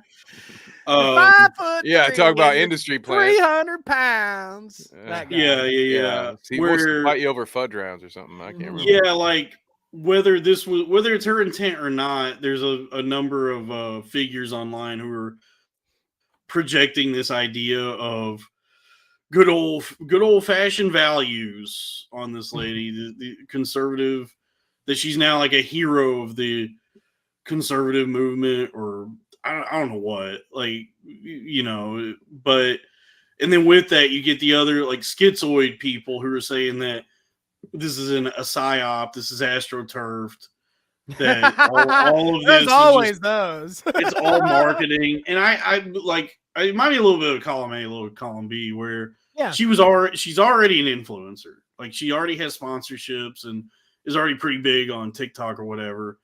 And then there's this big dust up because some fucking Lebanese lady is talking about how this is bad, that the woman like this exists. So then, then it riles up all the right leaning, the right wing grifters and conservative movement. And now and ultimately it's just like boosted this lady's profile. Like, all of it just helps her. And so, I think there's like an element of it that's organic. And now that all these people have been made aware of her, now there's going to be an effort to push her onto us in some way. I mean, this is her video that she just made where now she is on Twitter. Like I said, she didn't have a Twitter account previously. It was just like Facebook and TikTok and whatnot. So now she's on Twitter. Now she's on YouTube. Here is the latest video she's made after all the controversy or whatever. We'll watch a little bit, okay? It's titled, I'm Trending on Twitter. Okay? Mm-hmm. Listen to this voice. Good morning, y'all. I don't have a Twitter. I did at one point, but my account got removed for whatever reason, and I just hadn't got around to making another account. But apparently I'm trending on Twitter right now because some girl, I gotta love that, dude. Some girl said and she that named her dog Meryl. Should be illegal. Come on. Women shouldn't do manual labor. What else did she say? American women are basically men, and she just said that I was not feminine. This lady, okay? I mean, like, who are we kidding here? Come on. This, not feminine at all. I'm not seeing anything here. This is just a corn-fed queen right here. This is a good old Southern belle. That's what I'm talking about. I do love tell her. Y'all this girl's name. Oh, yeah. But I can't remember it because I don't have a clue who she is. So that should tell you how relevant this person is. But I think it's hilarious. Irrelevant. She rice gummed this in lady. High school who hunted and fished too much because back then it wasn't cool for women to hunt or fish or the whole country lifestyle. And I'm so proud of all the women in the outdoors now who are making that more cool or popular. So proud of us. It's funny because, like, it's nice that she's like, oh, it's so cool that there's so many people like doing so many women doing this hunting and fishing thing and making it popular or whatever. And it's like, these people are looking at your tits, lady. I mean, just in my opinion, I feel like it's less about the hunting and the fishing and more about the lady in focus. I don't know. I think there is like remember that plot line on Game of Thrones where there was the redheaded guy from the north, from over the wall, one of the wallings or whatever. Okay. Who was really horny for Brienne because she's big beefy bitch. Yeah. I think there is a lot of that happening where there's a lot of guys who are that guy right now with this lady, where they see like a bitch who can hunt and shoot and do bows and arrows and go noodling for catfish. Huh. And they are attracted to, you know, how skillful she is. So they're gay. Yeah, maybe. Like, yeah. No, dude, she seems like the kind of I need to find a clip of her saying to someone, "Oh, bless your heart," you know, because I feel like she's the type of chick that would say, "Bless your heart," and then take the work out of your hands and do it for you. Y'all have a blessed day now. Yeah, we've all heard it before. Yeah, that's for sure. Hey, I'm all down for this. Okay, this lady can get as popular as she wants. I'd rather look at this on the she definitely seems side. She doesn't come across like a grifter, really, or like she has an agenda. Her agenda is like, I like hunting and fishing, and I'm hot, and people will pay me to see me go fishing. It doesn't seem like anything. I haven't seen the hide nor hair of her politics or anything like that. She has a pie cooling in the windowsill while catfish. I mean, there's definitely like I said earlier, a lot of the right wing conservative movement they're trying to get her. They're trying to bring her over, because I saw at least that the Hodge twins reached out to her. They're trying to get her on their podcast. Hell, yeah, Quartering's going through a divorce right now, I think, just because of he's been drooling over too much. Who's the person then? Okay, because you always hear these narratives. I mean, you see them kind of in the comments or whatever, blah, blah. Who's the guy that's going out and being like, man, if you into shit like this lady's hunting and fishing and whatever. If you into shit like this, you gay. You're gay as hell. Everybody. I think everybody's just a grifter now. So just anything that's like provocative and gets you views on whatever is just people are just saying things, right? To get attention. Some dumbass says that just because they know. Yeah, because especially on Twitter now. If you're subscribed to Twitter Premium or whatever it is now, X Premium, Blue, yeah, and you have enough posts like really pop off and get tons and tons of views, you get paid for that. Like you make money. I get a paycheck like every month. Nice. Yeah, so I at least get paid enough to cover the cost of the premium. Yeah. Each month that I've had it, good. Yeah, each month that I've had it, I've gotten paid enough. I've made my money back on whatever I'm paying each month for the service. And then you're getting people to drop you like fucking 10 or 20 in Venmo or fucking Cash App or whatever for just being your Findom crowd, huh? You're making all kinds of money. Oh, Twitter seems to be giving you the bag there, Dalton. Mm-hmm. Yeah, I just got $20 on YouTube as well. Nice.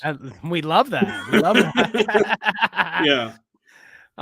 So we're coming to the end of the show here, folks. Dalton, I'm so glad that you stayed with us for the whole thing. I mean, usually I don't try to keep the guests for the whole 2 hours because people seem to, always be like, well, I got some shit to do. Blah, no, blah, people, blah. it's good for where I'm in my life now. The longer, the better, because the algorithm likes this kind of thing, I guess.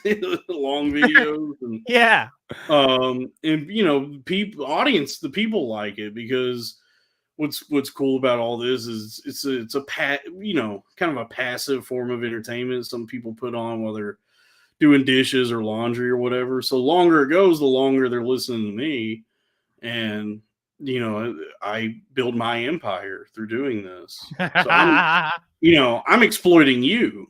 right now. Okay, fair enough. Okay, all right. Damn it! We're always exploited. Damn it! It's because we're bald, isn't it? We're always Yeah. getting fucked, aren't we, Kevin? But no, I mean, I have fun. Just like honestly, it doesn't take a lot for me to just sit here and talk.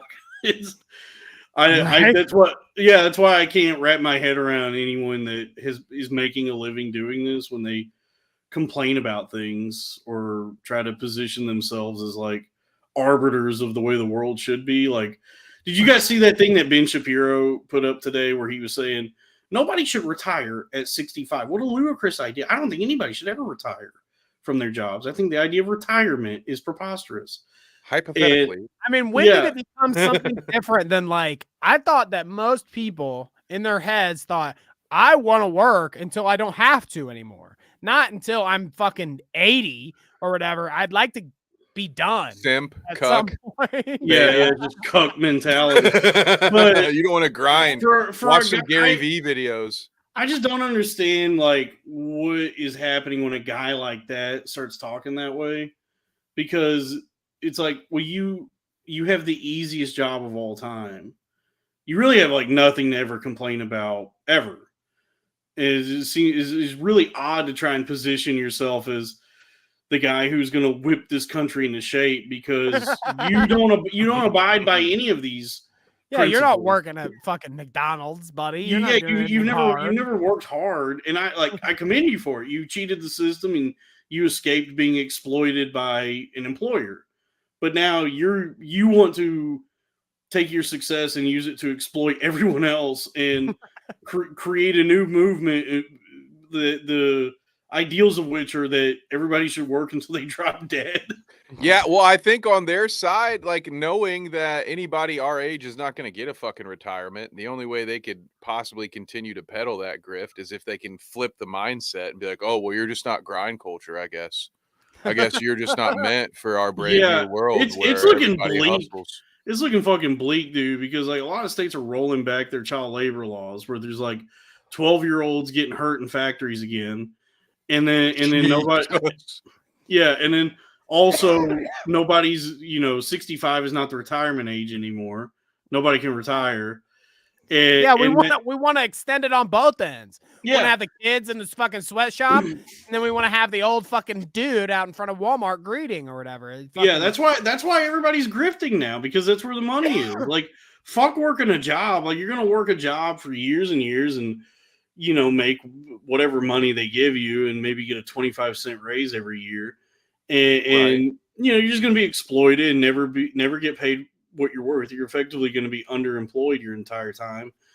But then there's there is an option where you could just start recording yourself saying really dumb things on the internet and make more money than anyone ever has working a job. And so that's why I don't besmirch any of this influencer culture that's happening now, because what's the alternative? Fucking work a job for years just to get fired when they decide to use robots to do your job.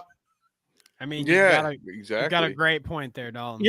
Yeah, because the better off you are, then you become more expensive. And I think a lot of people dealt with that when the pandemic came around, and all of a sudden, once valuable employees were getting fired because you could replace them with a college kid, someone straight out of college that you can then pay a third of what you're paying this person that's been there for 20 years. Like how many times do you see someone dies and their job is posted by the, before the eulogy's been written, So yeah, I to that much, I would agree with you, Dalton.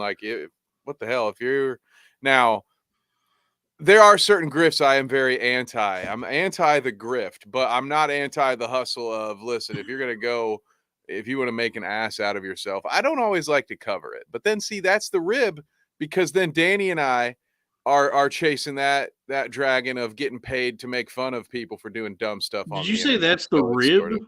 Yeah. I think the expression is that's the rub. Well, maybe that should have been the rub. Yeah, I was maybe the rub is what you put on the ribs. Yeah. You do a dry rub on the rib. Irregardless, I just put an irregardless for all intensive purposes. Yeah, there we go. I could care less, Dalton, if I get any sayings right ever again. Oh, great. Well, Well, I mean, all respect, all praise to Hannah Barron for accidentally becoming a grifter. right? That's definitely going to happen now. More power to her. I mean, now she's perfectly set up for. I mean, she don't even have to do anything. She could just fucking take videos with herself floating in a pool, and people are gonna eat it up. You know what I mean? She does seem wholesome. Like, it seems like She does. Her as an influencer, like what she does is hunt and fish and build things with her dad. So it's more, it's more valuable at least than like a guy just like, watch me shop at Target today, or a woman going through her skincare routine. Right. You like a Hannah Barron more than like a Paris Hilton. Yeah. More than even like Hassan Piker or Ethan Klein. Like, Hannah Barron's actually doing like tangible work. And she just happens to be filming it. So she's not only is she like creating content, she's actually like creating houses. Right. She's not just like taking a piss break and letting her mic host the show for, Yeah. Because like she's doing shit that I would never do. Like, I'm trying to grift. I want to get paid to just sit here and talk because I don't know how to do anything. Whereas like she actually has real world skills that if the fucking grid ever goes down, she's not just sitting there with a podcast microphone like, well, I don't know what to do now. Hey, that's real. Yeah. So I like her. I mean, it's going to be interesting to see like if she starts revealing her politics in any way, how shaky that gets. But we'll forget about her in about a few days probably. There'll be another one. Yeah, right. It's like the next people have already in the at least in the zeitgeist, like collectively pretty much forgotten about a guy who set himself on fire. Yeah. In front of the Israeli exactly right. Yeah. Which news cycle has ran its course, right? Yeah, I was hoping that would actually have some staying power, but when it happened, I had to tell myself like, don't get your hopes up on this one. People probably will forget about this. Yeah, and they did. They were on to the next thing pretty quickly. So this, if we can forget about that guy, we'll forget about this bitch. Well, as long as Dalton Pruitt is still out there being the rack rabbi, maybe we will see Hannah Barron pop up in a future video. I got to do one on her. Yeah, I was, I've been, researching asses. I was thinking about expanding my purview to include asses. I do like asses. Yeah, I like butt cheeks. Yeah, but I might have to do some work on Hannah Barron's tits. Her assets. Yeah. It is getting more and more difficult to do those videos. I'm like, what am I going to say? I'm running out of things to say. you gotta ramp it up every time. It gets harder. It is like hitting that point of diminishing returns where, like, when I upload one now, they're not popping like they did. I think people are like, okay, he's still doing this. Yeah, I don't know why I'm doing it either. Hey, well, we're here for it. Okay, we love a titty review every once in a while, Dalton. So yeah, we're still watching. Anthony fan titty over here. I love it. I'll go. I'm like once a week. I think is a good pace because I was doing them like once a day there for a while, and I think if once a week a new titty review is good, and then maybe some asses, maybe feet. A lot of parts of the body that I can use to objectify women. What a great grift. Yeah. And you can find all of those videos, all of those videos along with my podcasts on youtube.com/@cornfed with Dalton Pruitt. See, Dalton knows what's up, how to promo a show here. Mm-hmm. And then the Patreon gets you the premium episodes, patreon.com/cornfed with Dalton Pruitt. I love that, Dalton. Thank you. Anything else? This is the end. This is the tail end, guys. We're getting out of here in a sec.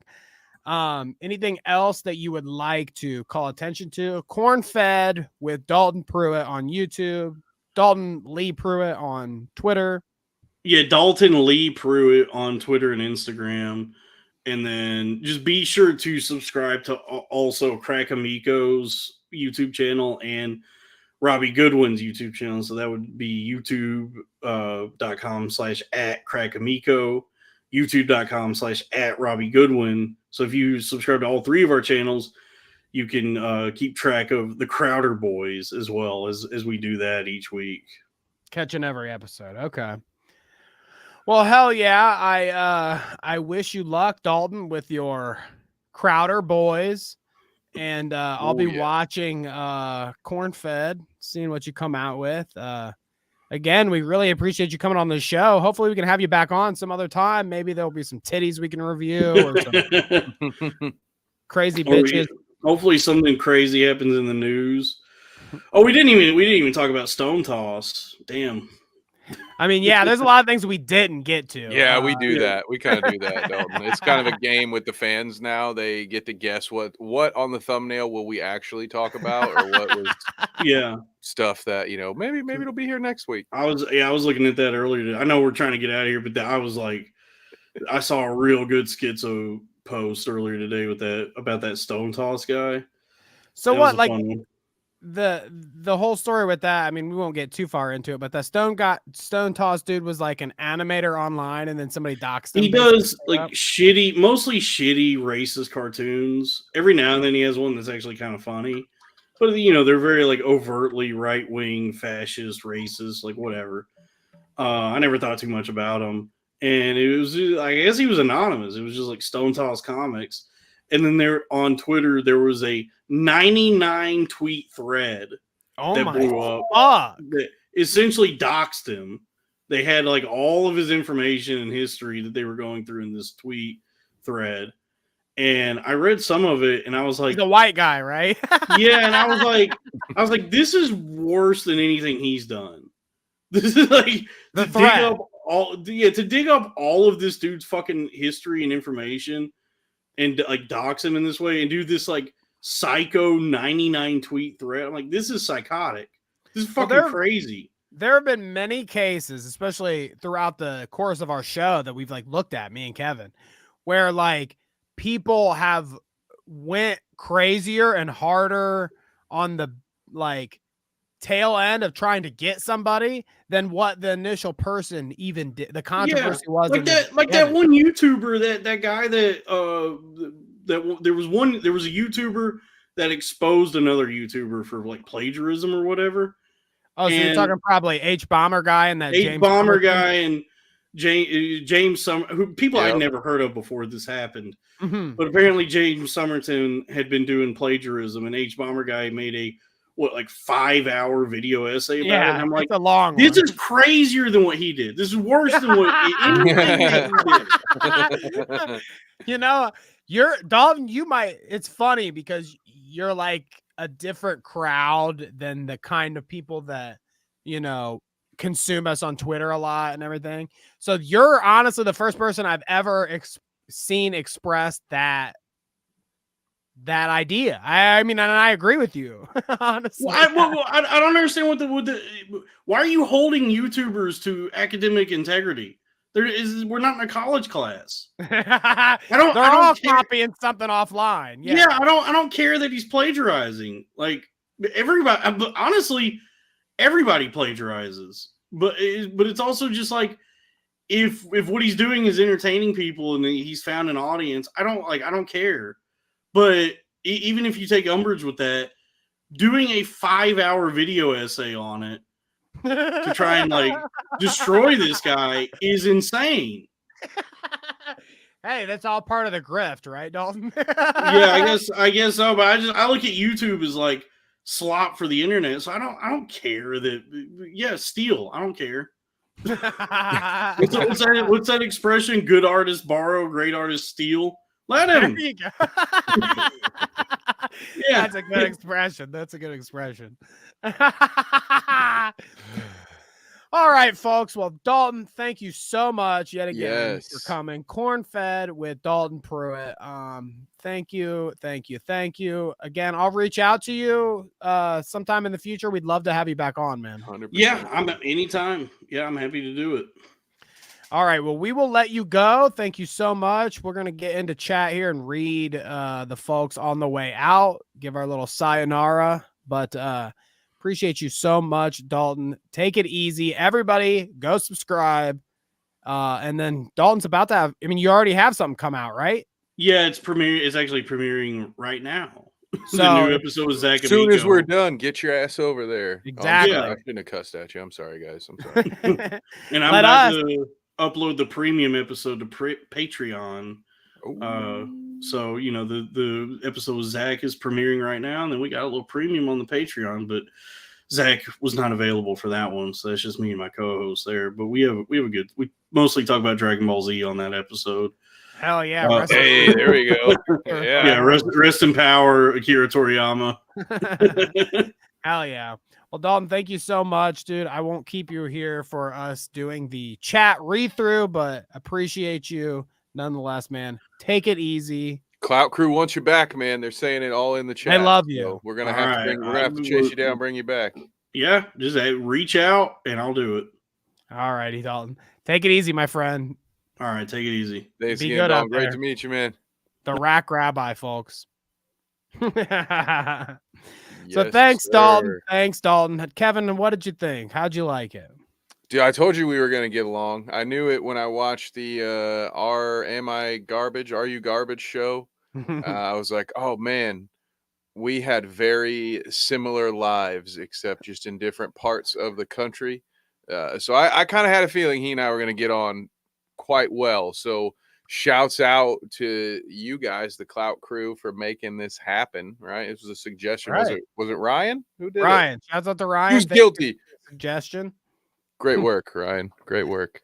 Yeah, I mean, I don't even like to keep the guests this long, you know. I didn't want to you know, I didn't want us to overstay our welcome with Dalton, but he seemed totally into it. I mean, what a fucking trooper, staying the whole fucking 2 hours to check us out. So go check out Corn Fed with Dalton Pruitt. He's got something premiering right now. We're going to look at chat and get out of here so you can go catch that. Okay, guys? Let's do it. Speed run. Have fun. We got Ryan at the top with some hype. Thank you, Ryan. Appreciate you again for the guest Shout out to Pest. suggestion. Shouts out to Pest for the first comment, though. Yeah. Tarar, have a great show, guys. This channel is going to the moon. We appreciate you, Tarar. Always. Just like Clout Coin. Both. Oh, let me Moon, shout out. moon. Shout out producers, Pest, Tarar, Kinda Cool Greg, Only Mistakes, and Ryan. We appreciate you. I know it's at the end of the show, but still got to catch you there and shout you out. Advent says, woo, can't wait for this one. I hope you enjoyed Advent. Hope we did okay. Twitter Geek, as always, popping Don't his care head if you in liked here. it. I couldn't care less. And before Danny says, goes back to the chat, guys, I'm very disappointed in those of you who called me out on what I thought was a very obvious joke. We've done this whole bit before, where as a team, we went through and we listed all of the phrases that people get wrong. And so I was speed running, purposely getting those things wrong. So I'm very disappointed in those that corrected me as if I'm a mouth breathing fucking idiot. But no, I'm just kidding, guys. I love you. Not all Americans are stupid. Just a lot of us. Just a lot of us. Kanga says, evening. Thank you, Kanga, for showing up. We appreciate you. Pest with the thumbs up. Only Mistakes with the eggs. We love that. Sleek the Geek. I fed Dalton corn. Well, he's a corn fed motherfucker. You're a producer, right? Then nice, Sleek. Hell yeah. Poland says, is this guy Scottish or Downs? I mean, I think after we had such a excellent conversation there, we'll go with Scottish. Okay, Yeah, Scottish I'm probably. I should have asked him what he thought about Shane Gillis's Down syndrome jokes on SNL. I missed that one. Oh, forgot about that. Yeah. Next time. Vault Wanderer says, hey, bitch, I only eat Wendy's. Okay. Thank you, V-Dub, for showing up. We've got Mystic Babs, yo, in the chat. Thank you, Mystic Babs. She says best movie ever. That's right. I don't know what movie she was talking Step about. Brothers. Step Brothers. Mm-hmm. There we go. So thank you, Babs. Cinnamon. Some guy says, why did Dalty leave the Red Bar Discord? I mean, I would probably leave the Red Bar Discord too, so I don't blame Dalton there. I'll never blame anyone for leaving any Discord, but that's because I'm a Discord lurker. So there you go, folks. Harles Barkley says, I crush him up and mix him into ice cream. I'll have to try this. Okay, try the melted ice cream and then sprinkle some Oreos in there. dude, what was it? What was that ice cream like wrapped in cornflakes? That's called fried ice cream. Your wife made some amazing fried ice cream before. I remember this back when I think it was back when we used to rent out that cabin in that other place that I won't talk about because I don't want to dox our old vacation spot. But yeah, dude, fried ice cream. If we ever go back, yeah, just in case. Maybe this year, wouldn't it be amazing if at some point we got to the patreon.com/thecloutroute funds where we could do a we used to do beer Olympics for fun. It would just be like our crew of like 8 or 14 people or whatever, 14, 16, 18, whatever it is, just doing some beer Olympics. Imagine if we win a weekend beer Olympics with the fucking GoPros all out. That would be fun. That would alter my beer Olympic strategy though, because as you know, Danny, I don't know that everything that made it to that cabin was camera friendly. Kevin might be taking a little extra sauce when he goes to the cabin sometimes. yeah. No, there cannot be any cameras on me during beer Olympics. Like, what is Kevin laughing at? Why is he hiding in those bushes? What's going on here? Don't worry about it. They'll just laugh at me on my overconsumption of hot dogs when we get together for events like that. I'll just be over there becoming one with nature. You know what I'm saying? It's always after the weekend's over and it's the Sunday where we're all getting together to go back home, where I'm throwing up against a tree being like, bollocks. Why did anyone let me eat these hot dogs? So there we go. Maybe if you guys want that, subscribe. Patreon.com/thecloutroute. You might get one of those. Hey, and then maybe one year we'll buy an RV. Hey, imagine road trip, Clout Route road trip. Hit that Clout Route for real. Couple routes, That's right, dude. You want to monetize my sadness, man? Carla shouts out. People were talking about Ohio pizza in Brazil, and the Ohioans don't know what it is. It is interesting how I didn't know what Ohio pizza was until she gave me the definition. DeCarlo's, bro. DeCarlo's, almost like DeCarlo's. We're catching their heat that they don't use to heat their own goddamn pizza. You send the heat to them. It's not our fault.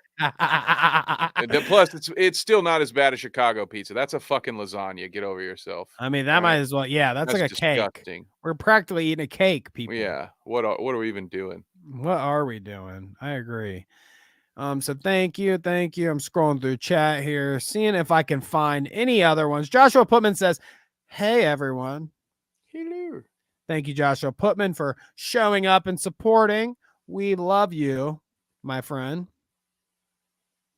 Let's see. As we're going through, it's the usual suspects. Okay, Ryan, V-Dub, Sleep the Geek, Only Mistakes, Carla, Mystic Babs, Harles Barkley, Poland Spring. We got them all, folks. They're all here. Schopenhauer in there somewhere in the mix. Okay, thank you, folks, so much for being here. We hope that you enjoyed the show with a comedian. I mean, we've had Steven on a couple times, which the thing with Steven is he's so like close kind of in proximity to the commentary community kind of thing where we usually float, that it doesn't seem too out of our realm to have Steven on, even though he is a comedian in trade. But Dalton seemed like we extended a hand to somebody, outside of our usual realm of reach. So it was a lot of fun to have him on. And I hope you guys really enjoyed his perspective, and hopefully you want to have him on again. Yeah, Be a lot dude's of a real fun. philosophizer. Philosophizer. That's right. Kevin, you got anything to shout out for the week? It's Tuesday, so I know you've got some stuff going on. If there's anything you want to toss in here before we get out. Yeah, if you want to hear me talk about Star Wars tomorrow night, I'll be doing that. Also, the MMA pod got moved from Monday nights to Wednesday, which is great because I finally have a night off during the week. So don't ask me to do anything on a Monday ever, okay? But other than that, we've got a tournament this weekend. Not a tournament. We got a pay-per-view tournaments in April. But yeah, I got a pay-per-view for Carnage Media on Saturday. If you want to check that out, I can't wait. I'll be excited. Carnage, Other than that, bitches. Bite Size Sports. It's NFL off season. So sorry to those of you that follow me on Twitter. It's probably just gonna be a lot of football stuff. I'll try to throw a few jokes in here and there, but I won at one point. I thought about I had like the Clout Route Kev Twitter account, and I was gonna try to separate the two, but I don't have that kind of time, nor do I have the desire to spend any more time on Twitter than I already do. But I do love and cherish every single one of you. I think who's in here? Yeah, we're good. I like everybody that's still here. That's okay, Twitter geek. Yeah. Twitter, Yeah, he's Twitter gone. geek. Twitter geek. All right, folks, we're out of here. Thank you guys so much for watching. Okay, we'll be back. Let's see, what do we got on the slate? I'm trying to think. Next week. Okay. Let me just preface. We're at the end of the show, so I can kind of say whatever I want.